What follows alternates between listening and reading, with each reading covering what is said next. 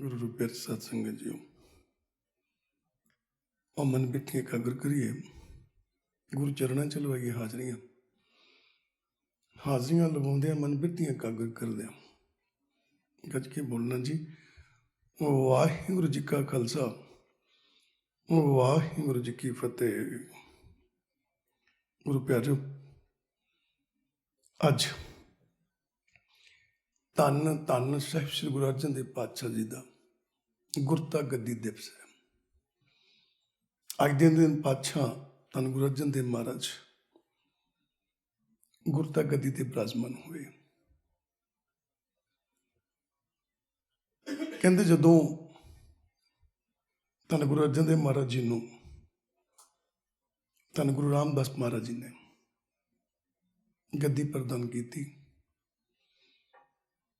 उस वेले प्रिथी चंद को यह सहन नहीं होया क्योंकि घर का वड्डा पुत्र सी। उसनूं ये लगता सी भी ये गद्दी का मालिक मैं। बड़ी प्यार दे नाल समझण वाली गल है। एक कहंदे बाबा श्री चंद जी उस वेले उत्थे मौजूद सन ते बाबा श्री चंद जी ना धन गुरु अर्जन देव पातशाह लई जदों गुरता गद्दी ते विराजमान होए कहते दो पग्गां लैके आए। दो पग्गां उन्हां नूं दित्तियां। हुण आपां सोचांगे भी दो पग्गां क्यों दित्तियां। कहते दो पग्गां जदों दित्तियां ना ते गुरु अर्जन देव पातशाह तख्त ते बैठे सन। कहते उन्हां विचों एक पग प्रिथी चंद जी लैके भज गए, खो के भज गए। जदों एक पग लैके प्रिथी चंद जी चले गए, गुरु अर्जन देव महाराज जी पंजवें नानक बड़े आराम नाल बैठे हैं, शांत सुभा च।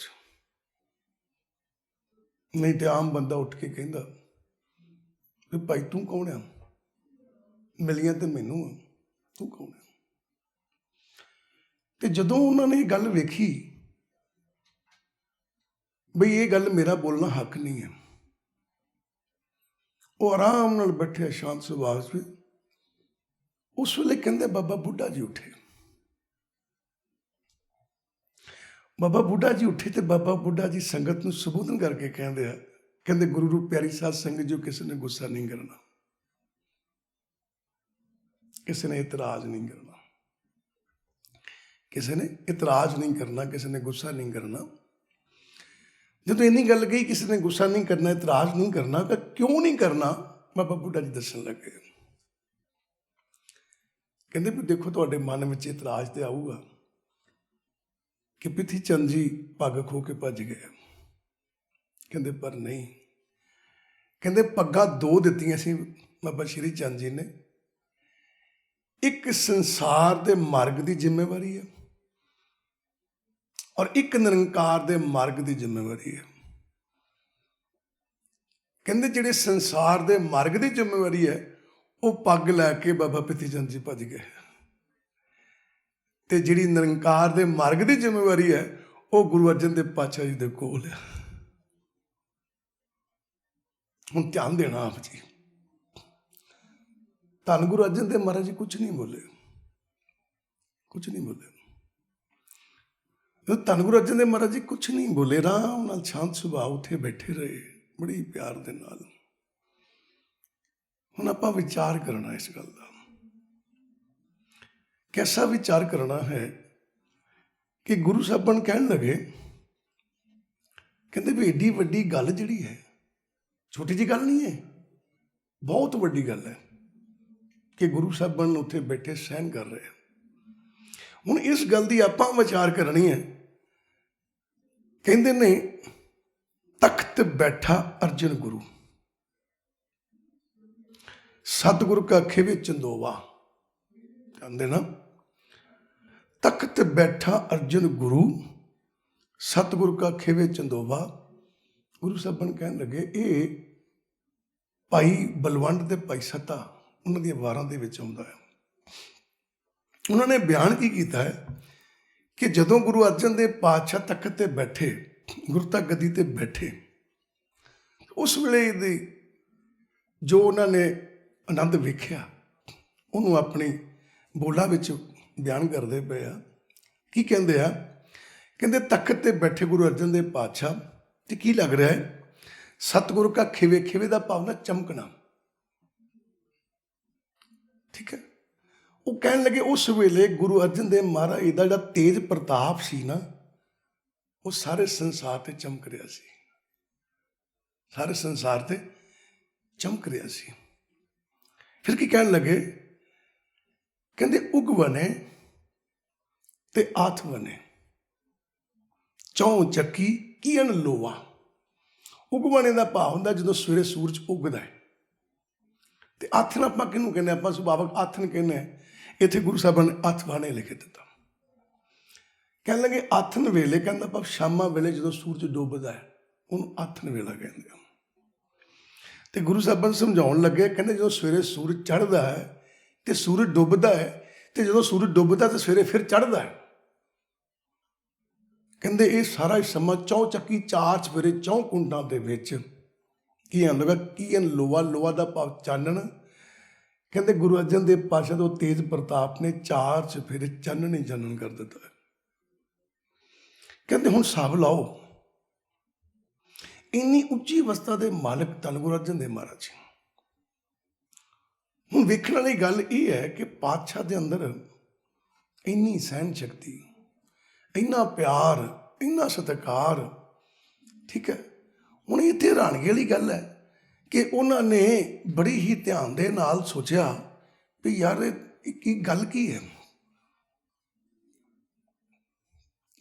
ਇਹ ਗੱਲ ਕੀ ਹੈ। ਠੀਕ ਹੈ। ਉਹਨਾਂ ਦੇ ਮਨ ਵਿੱਚ ਇਹ ਵਿਚਾਰ ਪੈਦਾ ਹੋਈ। ਕੈਸੀ ਵਿਚਾਰ ਪੈਦਾ ਹੋਈ? ਸਾਰਿਆਂ ਦੇ ਮਨ ਵਿੱਚ ਵੀ ਧੰਨ ਗੁਰੂ ਅਰਜਨ ਦੇਵ ਪਾਤਸ਼ਾਹ ਆਰਾਮ ਨਾਲ ਬੈਠੇ ਆ, ਕੋਈ ਗੁੱਸੇ ਗਿਲੇ ਵਾਲੀ ਗੱਲ ਨਹੀਂ ਵੀ ਇਹਦੇ 'ਚ ਤੇਰਾ ਕੀ ਆਖਿਆ ਵੀ ਦਾਤੇ ਮੈਨੂੰ ਮਿਲੀ ਆ, ਆਪਾਂ ਤਾਂ ਇਹੀ ਕਹਾਂਗੇ ਨਾ। ਕਹਿੰਦੇ ਉਹ ਕੁਝ ਨਹੀਂ ਬੋਲ ਰਹੇ, ਕੋਈ ਗੱਲ ਨਹੀਂ, ਬਾਤ ਨਹੀਂ। ਕਿੱਥੋਂ ਆਈ ਇਹਦੀ ਸ਼ਕਤੀ? ਧੰਨ ਗੁਰੂ ਨਾਨਕ ਪਾਤਸ਼ਾਹ ਸ੍ਰੀ ਰਾਗ ਮਹੱਲਾ ਪਹਿਲਾ ਦੇ ਅੰਦਰ ਲਿਖਦੇ ਆ। ਪਤਾ ਕੀ ਲਿਖਦੇ ਆ? ਕਹਿੰਦੇ ਰੱਤਾ ਪਹਿਨਣ ਮਨ ਰੱਤਾ, ਸੁਪੇਦੀ ਸਤਦਾਨ। ਬੜੇ ਧਿਆਨ ਨਾਲ ਸਰਵਣ ਕਰਿਓ ਜ਼ਰਾ। ਕਹਿੰਦੇ ਰੱਤਾ ਪਹਿਨਣ ਮਨ ਰੱਤਾ। ਹੁਣ ਰੱਤਾ ਪਹਿਨਣ, ਰੱਤਾ ਕਿਹਨੂੰ ਕਹਿੰਦੇ? ਰੱਤ ਕਿਹਨੂੰ ਕਹਿੰਦੇ? ਖੂਨ ਨੂੰ। ਉਹ ਖੂਨ ਦਾ ਲਾਲ ਰੰਗ ਦਾ। ਇੱਥੇ ਕਿ ਰੱਤਾ ਪਹਿਨਣ, ਇਹਦਾ ਮੈਂ ਲਾਲ ਰੰਗ ਦਾ ਪਹਿਰਾਵਾ, ਲਾਲ ਰੰਗ ਦੀ ਪੋਸ਼ਾਕ। ਮਨ ਰੱਤਾ, ਦੇਖੋ ਉਹ ਕਹਿੰਦੇ ਮਨ ਰੱਤਾ। ਰੱਤਾ ਕਿਹਨੂੰ ਕਹਿੰਦੇ? ਰੰਗਿਆ ਹੋਇਆ। ਉਹ ਕਹਿੰਦੇ ਉਹ ਭਾਈ ਭੋਲਿਓ, ਜਿਨ੍ਹਾਂ ਦੇ ਉਸ ਪਰਮਾਤਮਾ ਦੇ ਨਾਲ ਰੰਗ ਰੰਗੇ ਹੁੰਦੇ ਨੇ ਮਨ, ਜਿਨ੍ਹਾਂ ਦੇ ਮਨ ਪ੍ਰਭੂ ਦੇ ਰੰਗ ਵਿੱਚ ਰੰਗੇ ਹੁੰਦੇ ਨੇ ਨਾ, ਕਹਿੰਦੇ ਉਹਨਾਂ ਨੇ ਲਾਲ ਰੰਗ ਦੀ ਪੋਸ਼ਾਕ ਪਾਈ ਹੈ। ਲਾਲ ਰੰਗ ਦੀ ਪੋਸ਼ਾਕ ਪਾਈ, ਬੜੀ ਹੈਰਾਨਗੀ ਦੀ ਗੱਲ ਵੀ ਲਾਲ ਰੰਗ ਦੀ ਪੋਸ਼ਾਕ ਪਾਈ। ਰੱਤਾ ਪਹਿਨਣ, ਲਾਲ ਰੰਗ ਦੀ ਪੋਸ਼ਾਕ ਦਾ ਮਤਲਬ ਕੀ ਹੈ? ਸ਼ਾਇਦ ਤੁਸੀਂ ਕਿਤੇ ਜ਼ਿੰਦਗੀ 'ਚ ਨੋਟ ਕੀਤਾ ਹੋਵੇ, ਇੱਕ ਦਿਨ ਕੀ ਹੋਇਆ ਵੀ ਕੋਈ ਨਵੀਂ ਗੱਡੀ ਲਾਂਚ ਹੋਈ, ਨਵੀਂ ਗੱਡੀ ਲਾਂਚ ਹੋਈ। ਜਦੋਂ ਗੱਡੀ ਲਾਂਚ ਹੋਈ ਤੇ ਸਾਨੂੰ ਕਿਸੇ ਦੱਸਿਆ ਬਾਬੇ ਵੀ ਨਵੀਂ ਗੱਡੀ ਲਾਂਚ ਹੋਈ ਹੈ। ਤੇ ਅਸੀਂ ਉਹਨੂੰ ਪੁੱਛ ਬੈਠੇ ਵੀ ਕਾਕਾ ਇਹ ਰੋਡ ਦੇ ਉੱਤੇ ਆ ਗਈ, ਵਿਕਣ ਲੱਗ ਪਈ? ਕਹਿੰਦੇ ਹਾਂ ਵਿਕਣ ਲੱਗ ਪਈ ਹੈ, ਰੋਡ ਦੇ ਉੱਤੇ ਆ ਗਈ ਹੈ। ਉਹ ਗੁਰਸਿੱਖ ਪਿਆਰਾ ਸਾਡੇ ਨਾਲ ਗੱਡੀ ਤੇ ਬੈਠਾ ਸੀ। ਅਸੀਂ ਉਹਨੂੰ ਪੁੱਛ ਬੈਠੇ ਵੀ ਕਾਕਾ ਤੂੰ ਕਹਿੰਦਾ ਸੀ ਗੱਡੀ ਲਾਂਚ ਹੋ ਗਈ ਹੈ, ਗੱਡੀ ਰੋਡ ਦੇ ਉੱਤੇ ਆ ਗਈ, ਦਿਸਦੀ ਤੇ ਹੈ ਨਹੀਂ ਕਿਤੇ। ਆ ਕਹਿੰਦਾ ਹੁਣੇ ਤੇ ਲੰਘ ਕੇ ਗਈ ਹੈ ਜੀ। ਅੱਛਾ, ਕਹਿੰਦਾ ਹਾਂ ਕਾਫੀ ਕਲਰ ਦੀ, ਡਾਰਕ ਕਲਰ ਦੀ। ਤੇ ਅਸੀਂ ਉਹਨੂੰ ਕਿਹਾ ਹੌਲੀ ਜੀ, ਜਾਂ ਜਦੋਂ ਕੋਈ ਚਿੱਟੀ ਲੰਘੂ ਦਿਖਾਈ। ਤੂੰ ਪਤਾ ਕੀ ਕਹਿੰਦਾ? ਕਹਿੰਦਾ ਬਾਬਾ ਜੀ ਜਦੋਂ ਵੀ ਕੋਈ ਗੱਡੀ ਨਵੀਂ ਲਾਂਚ ਕਰਦੀ ਹੈ ਨਾ ਕੰਪਨੀ, ਤੇ ਸਭ ਤੋਂ ਪਹਿਲਾਂ ਡਾਰਕ ਕਲਰ ਕੱਢਦੀ ਹੈ। ਉਹ ਕਿਉਂ? ਕਹਿੰਦਾ ਉਹ ਵੱਖਰੀ ਦਿਖਾਈ ਦਿੰਦੀ ਹੈ। ਤੇ ਅਸੀਂ ਜੱਜਮੈਂਟ ਕੀਤੀ ਵੀ ਗੱਲ ਤੇ ਸਹੀ ਹੈ ਵੀ ਜਦੋਂ ਰੱਬ ਦਾ ਪਿਆਰਾ ਕੋਈ ਪਰਮਾਤਮਾ ਦੇ ਰੰਗ 'ਚ ਰੰਗਿਆ ਜਾਂਦਾ ਨਾ, ਤੇ ਉਹਦੀ ਪੋਸ਼ਾਕ ਉਹਦੇ ਮਨ ਬਿਰਤੀ ਸੰਸਾਰ ਨਾਲੋਂ ਵੱਖਰੀ ਦਿਖਾਈ ਦਿੰਦੀ ਹੈ। ਉਹਦਾ ਰੰਗ ਗੂੜਾ ਤਾਂ ਵਰਤਿਆ ਗੁਰੂ ਸਾਹਿਬਾਨ ਨੇ, ਰੱਤਾ ਪਹਿਨਣ, ਕਹਿੰਦੇ ਉਹ ਲਾਲ ਪੋਸ਼ਾਕ ਸਮਝ ਲਓ ਪਾ ਲਈ ਉਹਨੇ। ਕਹਿੰਦਾ ਭਾਵ ਕਿ ਉਹਦੇ ਅੰਦਰ ਦੀ ਬਿਰਤੀ ਸੰਸਾਰ ਨੂੰ ਵੱਖਰੀ ਦਿਖਾਈ ਦਿੰਦੀ ਹੈ। ਦੇਖੋ ਗੁਰੂ ਅਰਜਨ ਦੇਵ ਪਾਤਸ਼ਾਹ ਦੀ ਬਿਰਤੀ ਸੰਸਾਰ ਤੋਂ ਵੱਖਰੀ। ਪਰ ਹੁਣ ਧਿਆਨ ਦੇਣਾ ਬੜੇ ਰਹਿਲੇ ਨਾਲ, ਇੱਥੇ ਮਨ ਰੱਤਾ, ਅੱਗੇ ਮਨ ਰੱਤਾ, ਮਨ ਰੰਗਿਆ ਹੋਇਆ, ਤੇ ਰੱਤਾ ਪਹਿਨਣ, ਕਹਿੰਦਾ ਭਾਵ ਲਾਲ ਰੰਗ ਦਾ ਉਹਨਾਂ ਨੇ ਪੋਸ਼ਾਕ ਜਿਹੜੀ ਉਹ ਪਾ ਲਈ ਹੈ। ਹੁਣ ਇਸੇ ਚੀਜ਼ ਨੂੰ ਭਗਤ ਫਰੀਦ ਸਾਹਿਬ ਨੇ ਵੀ ਬਿਆਨ ਕਰਦੇ ਆ। ਪਤਾ ਕੀ ਕਹਿੰਦੇ? ਕਹਿੰਦੇ ਫਰੀਦਾ ਰੱਤੀ ਰਤ ਨਾ ਨਿਕਲੇ ਜੇ ਤਨ ਚੀਰੇ ਕੋਏ। ਫਰੀਦਾ ਰੱਤੀ ਰਤ ਨਾ ਨਿਕਲੇ ਜੇ ਤਨ ਚੀਰੇ ਕੋਏ। ਫਰੀਦ ਸਾਹਿਬਾਨ ਕਹਿੰਦੇ ਰੱਤੀ ਰੱਤੀ ਕਿਉਂ ਕਹਿੰਦੇ? ਥੋੜਾ ਜਿਹਾ। ਕਹਿੰਦਾ ਜਿਹੜੇ ਪਰਮਾਤਮਾ ਦੇ ਰੰਗ 'ਚ ਰੰਗੇ ਆ ਨਾ, ਕਹਿੰਦਾ ਉਹਨਾਂ ਦੇ ਅੰਦਰੋਂ ਰੱਤੀ ਪਰ ਥੋੜਾ ਜਿਹਾ ਵੀ ਖੂਨ ਨਹੀਂ ਨਿਕਲਦਾ। ਬੜੀ ਹੈਰਾਨਗੀ ਵਾਲੀ ਗੱਲ ਹੈ। ਇਹ ਤਾਂ ਕਦੀ ਹੋ ਹੀ ਨਹੀਂ ਸਕਦਾ ਕਿ ਕਿਸੇ ਦੇ ਸਰੀਰ 'ਚੋਂ ਖੂਨ ਨਾ ਨਿਕਲੇ। ਜਿਹੜੇ ਰੱਬ ਦੇ ਰੰਗ 'ਚ ਰੰਗੇ ਉਹਨਾਂ 'ਚ ਖੂਨ ਹੈ ਨਹੀਂ, ਕਦੀ ਹੋ ਸਕਦਾ ਭਲਾ? ਕਹਿੰਦੇ ਰੱਤੀ ਰਤ ਨਾ ਨਿਕਲੇ ਜੇ ਤਨ ਚੀਰੇ ਕੋਏ। ਤਨ ਚੀਰੇ ਦਾ ਮਤਲਬ ਕੀ ਹੈ? ਕਹਿੰਦਾ ਜੇ ਉਹਨਾਂ ਦਾ ਕੋਈ ਤਨ ਚੀਰ ਲਵੇ। ਹੁਣ ਤਨ ਚੀਰੇ ਕਿਹਨੂੰ ਕਹਿੰਦੇ? ਤਨ ਚੀਰੇ ਦਾ ਮਤਲਬ ਤਨ ਦੀ ਪੜਤਾਲ ਕਰੇ, ਉਹਨਾਂ ਦੀ ਖੋਜ ਕਰੇ। ਹੁਣ ਕਿਹੜੇ ਤਨ ਦੀ? ਬੜੀ ਹੈਰਾਨਗੀ ਵਾਲੀ ਗੱਲ ਹੈ ਕਿ ਉਹਨਾਂ ਦੇ ਤਨ 'ਚੋਂ ਰੱਤੀ 'ਚ ਨਾ ਖੂਨ ਨਹੀਂ ਨਿਕਲਦਾ। ਉਹਨਾਂ ਦਾ ਤਨ ਚੀਰ ਕੇ ਵੇਖ ਲਓ ਜਿਹੜੇ ਰੱਬ 'ਚ ਰੰਗੇ ਨੇ। ਜੀ ਨਹੀਂ। ਭਗਤ ਫਰੀਦ ਸਾਹਿਬ ਨੇ ਅੱਗੇ ਗੱਲ ਕਹੀ, ਕਹਿੰਦੇ ਜੋ ਤਨ ਰੱਤੇ ਰੱਬ ਸਿਉ, ਜੋ ਤਨ ਰੱਤੇ ਰੱਬ ਸਿਉ ਤਿੰਨ ਤਨ ਰਤ ਨਾ ਹੋਏ। ਕਹਿੰਦੇ ਵੱਖਰੇ ਜਿਹੜੇ ਪਰਮਾਤਮਾ ਦੇ ਰੰਗ 'ਚ ਰੰਗੇ ਆ ਨਾ, ਉਹਨਾਂ ਅੰਦਰ ਖੂਨ ਨਹੀਂ ਹੁੰਦਾ। ਅਜੇ ਵੀ ਗੱਲ ਨਹੀਂ ਬਣੀ, ਅਜੇ ਵੀ ਮਨ ਨਹੀਂ ਮੰਨਣ ਨੂੰ ਤਿਆਰ। ਤੇ ਜਿਹੜੇ ਰੱਬ 'ਚ ਰੰਗੇ ਆ ਉਹਨਾਂ ਅੰਦਰ ਖੂਨ ਨਹੀਂ ਹੁੰਦਾ। ਕਦੀ ਹੋ ਸਕਦਾ? ਰੱਬ ਦੇ ਭਗਤ ਫਰੀਦ ਦਾ ਵੀ ਤਾਂ ਖੂਨ ਸੀ। ਹੁਣ ਇਸ ਗੱਲ ਨੂੰ ਸਮਝਣ ਲਈ ਸਾਨੂੰ ਸਹਾਰਾ ਲੈਣਾ ਪਏਗਾ। ਧਿਆਨ ਦੇਣਾ, ਆਪ ਜੀ 1380 ਅੰਗ ਦੇ ਉੱਤੇ ਭਗਤ ਫਰੀਦ ਸਾਹਿਬ ਦੀਆਂ ਪੰਕਤੀਆਂ ਲਿਖੀਆਂ, ਔਰ ਇਹਨਾਂ ਨੂੰ ਵਿਖਿਆਨ ਦੇ ਰੂਪ 'ਚ ਵਿਚਾਰ ਕੇ ਕਲੀਅਰ ਕਰਨ ਲਈ ਧੰਨ ਗੁਰੂ ਅਮਰਦਾਸ ਮਹਾਰਾਜ ਦਾ ਸ਼ਬਦ ਅੱਗੇ ਦਰਜ ਕੀਤਾ ਗਿਆ।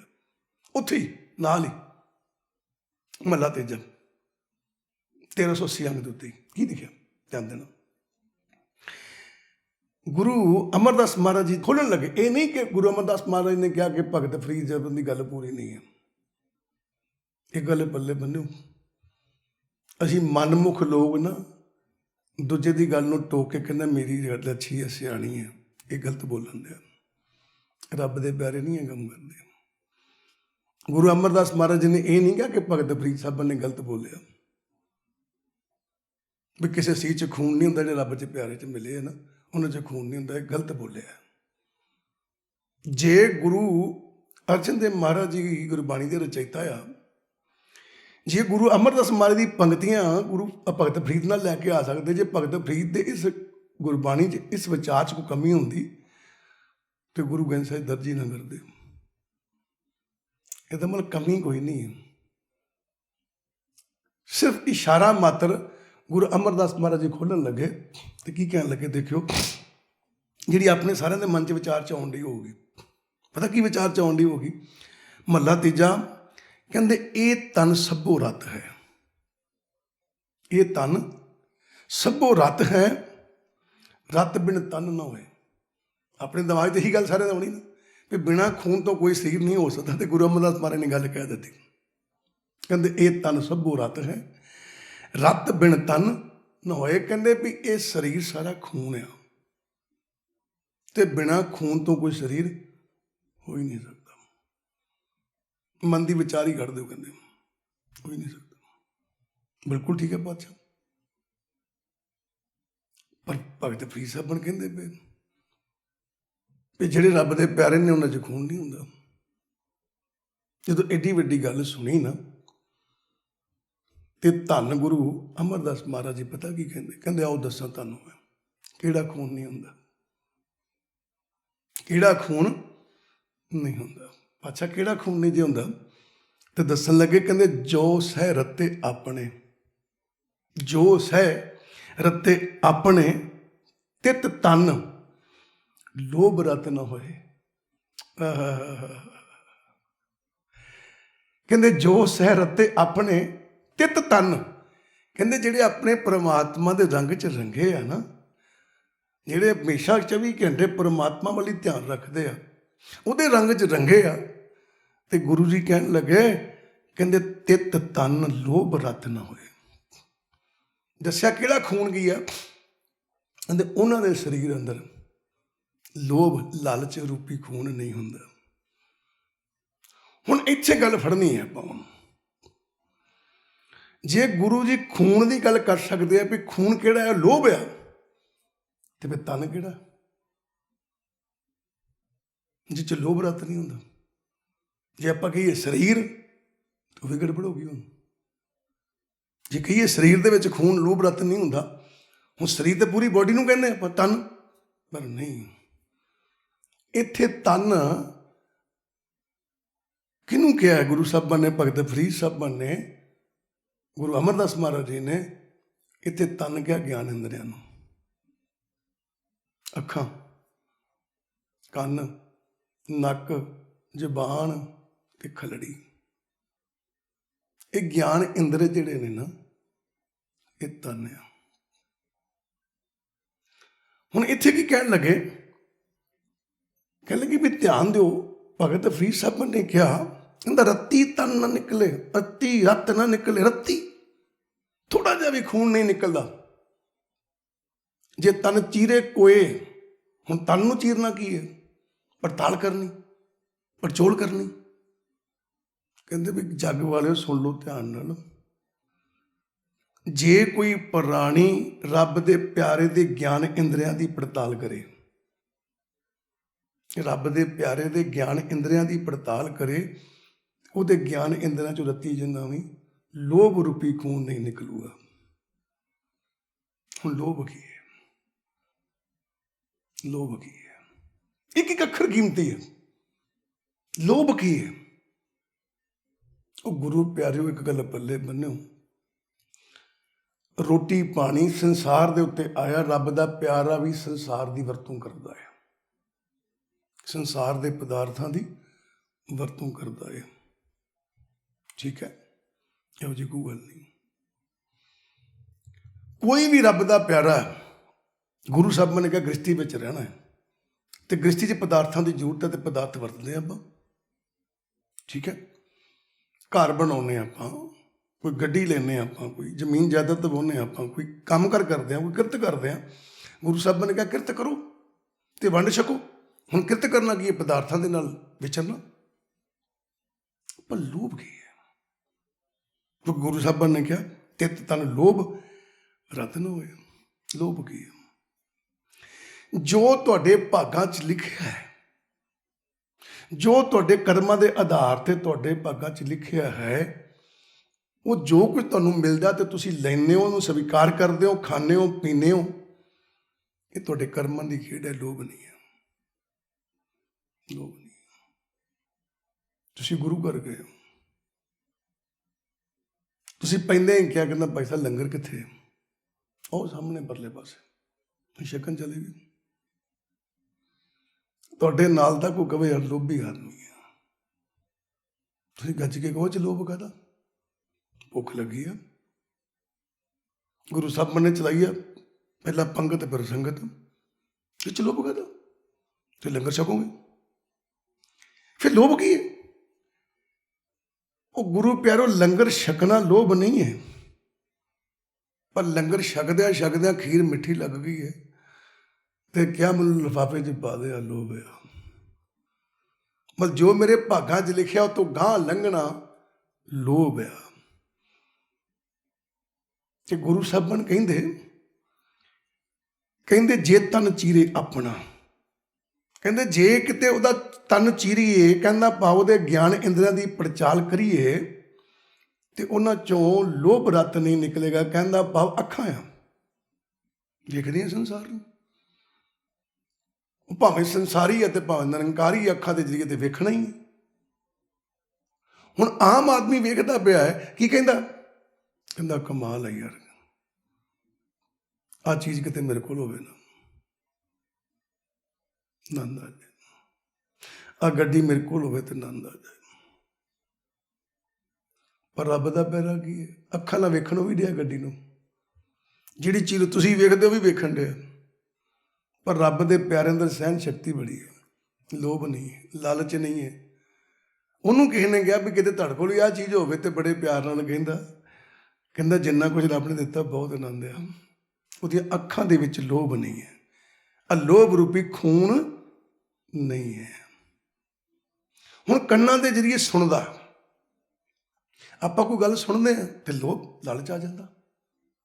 ਕਿਸੇ ਕੋਲ ਸੁਣਿਆ ਵੀ ਆਹ ਫਲਾਣੀ ਚੀਜ਼ ਬੜੀ ਵਧੀਆ ਯਾਰ, ਫਲਾਣੀ ਚੀਜ਼ ਐਸੇ ਭਾਅ ਮਿਲਦੀ ਪਈ ਹੈ ਨਾ, ਫਲਾਣੇ ਕੋਲ ਆਹ ਚੀਜ਼ ਆ।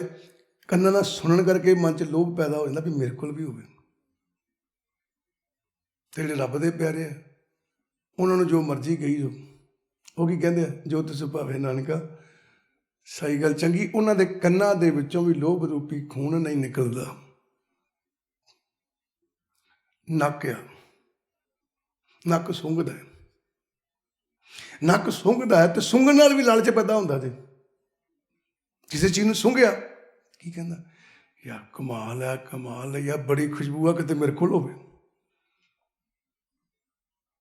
ਤੇ ਰੱਬ ਦੇ ਪਿਆਰੇ ਵੀ ਲੰਘਦੇ ਨੇ, ਸੁੰਘਦੇ ਨੇ, ਪਰ ਕਦੀ ਨਹੀਂ ਕਹਿੰਦੇ ਵੀ ਆਹ ਜਿਹੜੀ ਚੀਜ਼ ਮੈਂ ਸੁੰਘੀ ਹੈ ਮੇਰੇ ਕੋਲ ਹੋਵੇ। ਉਹਨਾਂ ਦੇ ਨੱਕ ਰੂਪੀ ਤਨ ਦੇ ਅੰਦਰ ਲੋਭ ਰੂਪੀ ਖੂਨ ਨਹੀਂ ਹੈ। ਜ਼ੁਬਾਨ ਲੋਭੀ ਹੋ ਜਾਂਦੀ। ਕੋਈ ਚੀਜ਼ ਖਾਧੀ ਹੈ, ਰੱਬ ਦੇ ਪਿਆਰੇ ਨੇ ਵੀ ਖਾਧੀ ਹੈ। ਇੱਕ ਆਮ ਆਦਮੀ ਨੇ ਖਾਧੀ ਹੈ ਤੇ ਉਹ ਕੀ ਕਰਦਾ? ਕਹਿੰਦਾ ਸਵਾਦ ਬੜੀ ਹੈ, ਕੌਲੀ ਹੋਰ ਭਰ ਦਿਓ।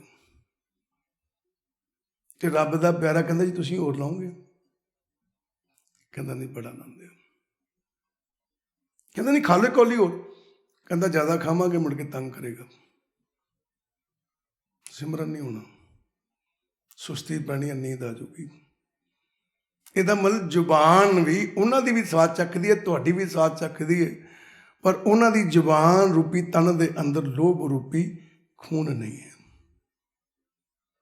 ਹੁਣ ਚਮੜੀ ਸਪਰਸ਼ ਕਰਦੀ ਹੈ, ਇਹ ਵੀ ਲਾਲਚੀ ਹੈ, ਇੱਥੋਂ ਵੀ ਲਾਲਚ ਪੈਦਾ ਹੁੰਦਾ। ਆਪਾਂ ਕਿਸੇ ਨੂੰ ਸਪਰਸ਼ ਕਰਦੇ ਹਾਂ, ਉਹਦੇ ਸਪਰਸ਼ ਕਰਨਾ ਹੀ ਮਨ ਵਿੱਚ ਲਾਲਚ ਆ ਜਾਂਦਾ ਹੈ ਵੀ ਇਸ ਬੰਦੇ ਨਾਲ ਮੇਰੀ ਦੋਸਤੀ ਹੋਵੇ, ਇਹ ਬੰਦਾ ਮੇਰੇ ਲਿੰਕ 'ਚ ਰਵੇ। ਸਪਰਸ਼ ਕਰਨਾ ਵੀ ਲਾਲਚ ਪੈਦਾ ਹੁੰਦਾ। ਤੇ ਰੱਬ ਦੇ ਪਿਆਰੇ ਕਹਿੰਦੇ ਉਹਨਾਂ ਨਾਲ ਕੋਈ ਵੀ ਸਪਰਸ਼ ਕਰਦਾ, ਪਰ ਉਹਨਾਂ ਦੀ ਇਸ ਖਲੜੀ ਅੰਦਰ ਲੋਭ ਰੂਪੀ ਖੂਨ ਨਹੀਂ ਹੁੰਦਾ। ਦੇਖੋ ਵਿਚਾਰਨਾ ਸੀ ਆਪਾਂ, ਮੈਂ ਵਿਚਾਰਿਆ ਨਹੀਂ। ਤੇ ਭਗਤ ਫਰੀਦ ਸਾਹਿਬ ਨੇ ਸਹੀ ਕਿਹਾ, ਕਹਿੰਦੇ ਫਰੀਦਾ ਰੱਤੀ ਰਤ ਨਾ ਨਿਕਲੇ ਜੇ ਤਨ ਚੀਰੇ ਕੋਏ। ਕਹਿੰਦਾ ਕੋਈ ਤਨ ਚੀਰ ਕੇ ਵੇਖ ਲਵੇ। ਕਹਿੰਦਾ ਰੱਬ ਦੇ ਪਿਆਰਿਆਂ ਦੀ ਇਹਨਾਂ ਗਿਆਨ ਇੰਦਰੀਆਂ ਦੀ ਕੋਈ ਪੜਚੋਲ ਕਰਕੇ ਵੇਖ ਲਵੇ, ਇਹਦੇ ਵਿੱਚ ਲੋਭ ਰੂਪੀ ਖੂਨ ਨਹੀਂ ਹੁੰਦਾ। ਕਹਿੰਦੇ ਇਹਨਾਂ ਦੀ ਜ਼ਿੰਦਗੀ ਵੱਖਰੀ ਹੁੰਦੀ ਹੈ। ਹੁਣ ਬੜੀ ਹੈਰਾਨਗੀ ਵਾਲੀ ਗੱਲ ਹੈ ਜੀ, ਜ਼ਿੰਦਗੀ ਕਿੱਦਾਂ ਦੀ ਹੁੰਦੀ ਹੈ? ਤੇ ਗੁਰੂ ਸਾਹਿਬਾਨ ਕਹਿੰਦੇ ਜਿਨ੍ਹਾਂ ਅੰਦਰ ਖੂਨ ਹੀ ਨਹੀਂ ਹੈ, ਲਾਲਚ ਨਹੀਂ ਹੈ ਜਿਨ੍ਹਾਂ ਅੰਦਰ। ਤੇ ਗੁਰੂ ਅਮਰਦਾਸ ਮਹਾਰਾਜ ਦੱਸਣ ਲੱਗੇ, ਕਹਿੰਦੇ ਭੈ ਪਿਆ ਤਨ ਖੀਨ ਹੋਏ, ਭੈ ਪਿਆ ਤਨ ਖੀਨ ਹੋਏ, ਲੋਭ ਰਤ ਵਿੱਚੋਂ ਜਾਏ। ਜਾਣਦੇ ਹੋ, ਭੈ ਪਿਆ ਤਨ ਖੀਨ ਹੋਏ, ਲੋਭ ਰਤ ਵਿੱਚੋਂ ਜਾਏ। ਹੁਣ ਭੈ ਪਿਆ ਤਨ ਖੀਨ ਹੋਏ, ਭੈ ਕੀ? ਡਰ। ਖੀਨ ਕੀ ਹੈ? ਸਰੀਰ ਕਮਜ਼ੋਰ ਪੈ ਜਾਣਾ, ਲਿੱਸਾ ਹੋ ਜਾਣਾ। ਹੁਣ ਜੇ ਕਿਤੇ ਐਸ ਸਰੀਰ ਦੀ ਗੱਲ ਹੁੰਦੀ ਪੂਰੇ ਦੀ, ਤੇ ਅਸੀਂ ਮੰਨਣਾ ਹੀ ਨਹੀਂ ਸੀ। ਅਸੀਂ ਕਹਿਣਾ ਸੀ ਜੇ ਸਰੀਰ ਹੀ ਕਮਜ਼ੋਰ ਹੋ ਗਿਆ ਫਿਰ ਗੱਲ ਕਿੱਥੋਂ ਬਣਨੀ? ਹੁਣ ਕਿਹੜੀ ਕਮਜ਼ੋਰੀ ਹੈ? ਕਮਜ਼ੋਰੀ ਫੜਨੀ ਹੁਣ ਆਪਾਂ। ਕਹਿੰਦੇ ਭੈ ਪਿਆ, ਭੈ ਕੀ ਹੈ? ਡਰ। ਡਰ ਕੀ ਹੈ? ਕਹਿੰਦਾ ਜਿੱਦਣ ਇਸ ਮਨ ਵਿੱਚ ਪਰਮਾਤਮਾ ਦਾ ਡਰ ਪੈਦਾ ਹੋ ਗਿਆ ਨਾ, ਕੀ ਡਰ ਪੈਦਾ ਹੋ ਗਿਆ? ਸਰਬ ਨਿਵਾਸੀ ਸਦਾ ਅਲੇਪਾ ਤੋਹੀ ਸੰਗ ਸਮਾਈ। कि परमात्मा सारिਆਂ 'ਚ ਵਸਦਾ है, ठीक है, और वो हर जगह ते अवेलेबल है। साडे मन में ये डर नहीं है कि परमात्मा सर्वनिवासी है। ਅਸੀਂ ਕੋਈ ਮਾੜਾ ਕਰਮ ਕਰਨ ਲੱਗਦੇ ਹਾਂ, ਚੋਰੀ ਕਰਨ ਲੱਗਦੇ ਹਾਂ, ਠੱਗੀ ਕਰਨ ਲੱਗਦੇ ਹਾਂ, ਤੇ ਸਾਡੇ ਮਨ ਵਿੱਚ ਪਤਾ ਕੀ ਹੁੰਦਾ, ਕੋਈ ਵੇਖਣ ਨਹੀਂ ਰਿਹਾ। ਸਾਡਾ ਜਿਹੜਾ ਤਨ ਹੈ ਉਹ ਕਮਜ਼ੋਰ ਨਹੀਂ ਹੁੰਦਾ। ਤਨ ਕੀ ਹੈ? ਗਿਆਨ ਇੰਦਰੀ ਕਮਜ਼ੋਰ ਨਹੀਂ ਹੁੰਦੇ। ਗਿਆਨ ਇੰਦਰੀ ਚੋਰੀ ਕਰ ਜਾਂਦੇ। ਹੋ ਗਏ ਬਲਵਾਨ, ਹੋ ਗਏ ਤਗੜੇ। ਗਿਆਨ ਇੰਦਰੀ ਚੋਰੀ ਕਰ ਜਾਂਦੇ। ਅੱਖਾਂ ਨਾਲ ਚੀਜ਼ ਵੇਖੀ, ਕਹਿੰਦਾ ਵੇਖੀ ਜਿਹੜੀ ਕਹਿੰਦਾ ਵੇਖਣ ਡਿਆ ਕੋਈ, ਖੜਨੀ ਖੜਨੀ। ਇਹ ਬਲਵਾਨ ਹੋ ਗਏ। ਕਹਿੰਦੇ ਜਿਨ੍ਹਾਂ ਅੰਦਰ ਭੈ ਪੈਦਾ ਹੋ ਜਾਂਦਾ, ਡਰ ਪੈਦਾ ਹੋ ਜਾਂਦਾ ਕਿ ਪਰਮਾਤਮਾ ਮੈਨੂੰ ਵੇਖਣ ਰਿਹਾ ਡਰ ਜੇ, ਕਹਿੰਦੇ ਭੈ ਪਿਆ ਤਨਖੀਨ ਹੋਏ, ਕਹਿੰਦੇ ਉਹਨਾਂ ਦੇ ਗਿਆਨ ਇੰਦਰੀ ਕਮਜ਼ੋਰ ਹੋ ਜਾਂਦੇ ਨੇ। ਉਹ ਜੋ ਮਿਲਦਾ ਉਸੇ ਨੂੰ ਪਕੜਦੇ ਨੇ, ਸੰਸਾਰ ਦੇ ਝੂਠੇ ਪਦਾਰਥਾਂ ਨਾਲ ਪਕੜ ਨਹੀਂ ਕਰਦੇ। ਕਮਜ਼ੋਰ ਹੋ ਗਏ, ਅੱਖਾਂ ਕਮਜ਼ੋਰ ਹੋ ਗਈਆਂ। ਅੱਖੀਂ ਵੇਖਣਾ ਰੱਜੀਆਂ, ਬਹੁਤ ਰੰਗ ਤਮਾਸ਼ੇ। ਅੱਖਾਂ ਵੇਖਣ ਦੀਆਂ ਸੰਸਾਰ ਨੂੰ, ਪਰ ਕਮਜ਼ੋਰ ਹੋ ਗਈਆਂ। ਅੱਖਾਂ ਪਕੜਦੀਆਂ ਨਹੀਂ ਕਿਸੇ ਚੀਜ਼ ਨੂੰ। ਕਿੱਦਾਂ ਅੱਗੇ ਵੇਖ ਲਈ ਚੀਜ਼ ਤੇ ਜਾ ਕੇ ਗੁਰੂ ਚਰਨਾਂ 'ਚ ਬੇਨਤੀ ਕਰਨ ਡਿਆ, ਧੰਨ ਗੁਰੂ ਗ੍ਰੰਥ ਸਾਹਿਬ ਜੀ ਕਿਰਪਾ ਕਰੋ, ਫਲਾਣੀ ਚੀਜ਼ ਵੇਖ ਕੇ ਆਇਆ, ਮੈਨੂੰ ਕਦੋਂ ਮਿਲੂਗੀ। ਇਹਦਾ ਮਤਲਬ ਕਮਜ਼ੋਰ ਨਹੀਂ ਹੋਇਆ ਮਨ। ਅੱਖਾਂ ਬਲਵਾਨ ਨੇ, ਅੱਖਾਂ ਕਹਿੰਦੀਆਂ ਚੀਜ਼ ਪਕੜਨੀ ਹੈ, ਲੈਣੀ ਹੈ। ਪਰ ਜਦੋਂ ਅੰਦਰ ਡਰ ਪੈਦਾ ਹੋ ਜਾਏ ਕਿ ਪਰਮਾਤਮਾ ਸਰਵ ਵਿਆਪੀ ਹੈ, ਸਭ ਥਾਂ 'ਤੇ ਮੈਨੂੰ ਵੇਖਣ ਡਿਆ, ਤੇ ਅੱਖਾਂ ਕਮਜ਼ੋਰ ਹੋ ਜਾਂਦੀਆਂ। ਕੀ ਕਹਿੰਦੀ ਹੈ? ਕਹਿੰਦੀ ਜਿੱਥੇ ਚੀਜ਼ ਵੇਖੀ ਉੱਥੇ ਪਈ ਰਵੇ, ਇਹਦੀ ਪਕੜ ਨਹੀਂ ਨਾਲ ਖੜਨੀ। ਇਹਨੂੰ ਕਹਿੰਦੇ ਜੇ ਕਮਜ਼ੋਰੀ। ਖੀਨ ਹੋ ਗਈਆਂ, ਲੱਸੀ ਹੋ ਗਈ। ਕੰਨਾਂ ਨਾਲ ਕੁਝ ਸੁਣਿਆ, ਅੱਗੇ ਕੰਨ ਸੁਣਦੇ ਪਕੜ ਲੈਂਦੇ ਸੀ। ਕਿਸੇ ਦੀ ਨਿੰਦਿਆ ਸੁਣੀ, ਪੱਕਾ ਮਾੜਾ ਹੀ ਹੋਣਾ। ਕਿਸੇ ਦੀ ਵਡਿਆਈ ਸੁਣੀ, ਉਹਦੇ ਕੋਲ ਚੱਲਦੇ ਆ। ਹੁਣ ਕੰਨਾਂ ਨੇ ਪਕੜ ਲਿਆ ਹੈ ਕੀ? ਭੈ, ਡਰ ਪਕੜ ਲਿਆ ਹੈ, ਤੇ ਖੀਨ ਹੋ ਗਏ ਕੰਨ, ਕਮਜ਼ੋਰ ਹੋ ਗਏ ਨੇ। ਕੀ ਕਹਿੰਦੇ ਆ?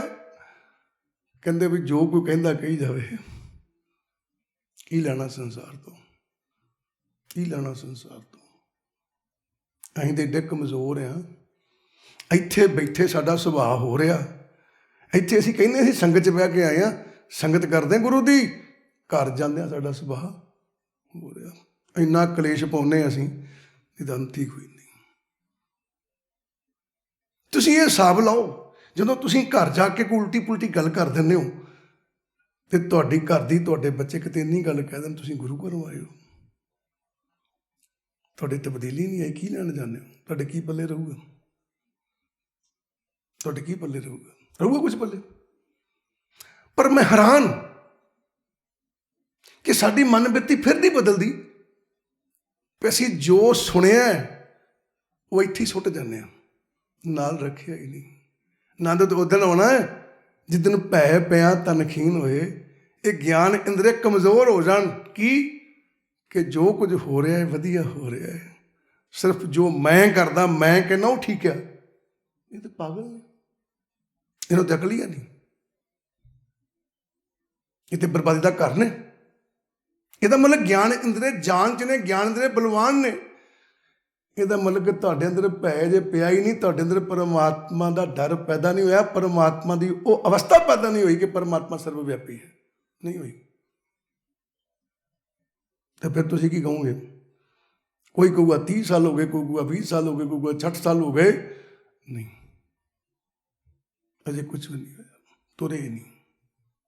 ਕਿਉਂ?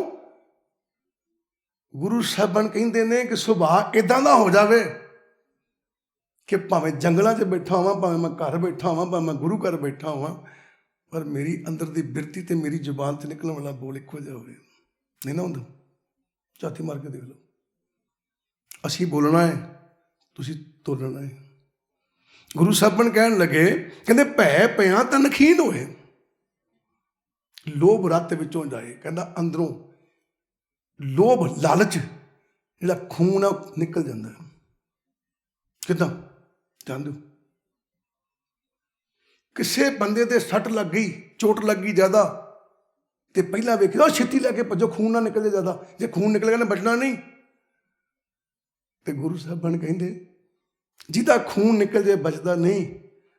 ਤੇ ਕਹਿੰਦੇ ਜਿਹਨੂੰ ਉਸ ਪਰਮਾਤਮਾ ਦੇ ਭੈ ਦੀ ਚੋਟ ਲੱਗ ਜਾਏ, ਉਹਦੇ ਗਿਆਨ ਇੰਦਰੀਆਂ 'ਚੋਂ ਲੋਭ ਰੂਪੀ ਖੂਨ ਨਿਕਲ ਜਾਂਦਾ, ਫਿਰ ਉਹ ਬਚਦਾ ਨਹੀਂ, ਉਹਦੇ ਮਨ ਦੀ ਮੌਤ ਹੋ ਜਾਂਦੀ ਹੈ।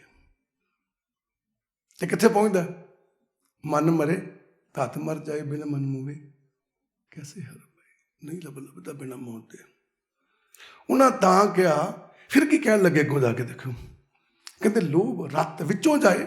ਕਹਿੰਦਾ ਉਹਨਾਂ ਦੇ ਗਿਆਨ ਦੇ ਲੋਭ ਲਾਲਚ ਰੂਪੀ ਖੂਨ ਨਿਕਲ ਜਾਂਦਾ ਹੈ। ਫਿਰ ਕੀ ਕਹਿੰਦੇ? ਕਹਿੰਦੇ ਜਿਉਂ ਬਸੰਤਰ ਧਾਤ ਸੁਧ ਹੋਏ, ਜਿਉਂ ਬਸੰਤਰ ਧਾਤ ਸੁਧ ਹੋਏ, ਤਿਉਂ ਹਰ ਕਾ ਭਉ ਦੁਰਮਤ ਮੈਲ ਗਵਾਏ। ਜਿਉਂ ਬਸੰਤਰ ਧਾਤ ਸੁਧ ਹੋਏ, ਬਸੰਤਰ ਕਿਹਨੂੰ ਕਹਿੰਦੇ? ਅੱਗ ਨੂੰ।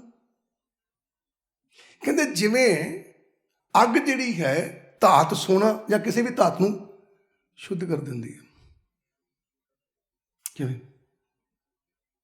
ਮੱਖਣ ਆ, ਮੱਖਣ 'ਚ ਪਾਣੀ ਹੁੰਦਾ ਹੈ, ਤੇ ਮੱਖਣ ਨੂੰ ਆਪਾਂ ਰੱਖ ਦਿੰਦੇ ਹਾਂ ਅੱਗ ਦੇ ਉੱਤੇ। ਅੱਗ ਉਹਨੂੰ ਤਬਦੀਲ ਕਰਦੀ ਆ ਘਿਓ ਦੇ ਵਿੱਚ। ਕਦੋਂ ਤਬਦੀਲ ਕਰਦੀ? ਘਿਓ ਦੇ ਵਿੱਚੋਂ ਜਦੋਂ ਅੱਗ ਬਲਦੀ ਆ ਤੇ ਮੱਖਣ ਤੜ ਤੜ ਤੜ ਤੜ ਤੜ ਤੜ ਤੜ ਤੜ ਕਰਦਾ। ਜਦੋਂ ਆਵਾਜ਼ਾਂ ਆਉਂਦੀਆਂ ਤੜ ਤੜ ਕਰਦੀਆਂ, ਤੇ ਕੁੜੀ ਕਹਿੰਦੀ ਮਾਂ ਨੂੰ, ਮਾਂ ਤੇ ਕਦੋਂ ਦਾ ਰੱਖਿਆ ਆਪਾਂ, ਬਣ ਗਿਆ ਨਾ ਘਿਓ? ਕਹਿੰਦੀ ਪੁੱਤ ਕੋਈ ਗੱਲ ਨਹੀਂ, ਅਜੇ ਆਵਾਜ਼ਾਂ ਆਉਂਦੀਆਂ ਮੈਨੂੰ। ਦੂਜੇ ਕਮਰੇ 'ਚ ਬੈਠੇ ਕਹਿੰਦੀ ਆਵਾਜ਼ਾਂ ਆਉਂਦੀਆਂ ਅਜੇ ਮੈਨੂੰ।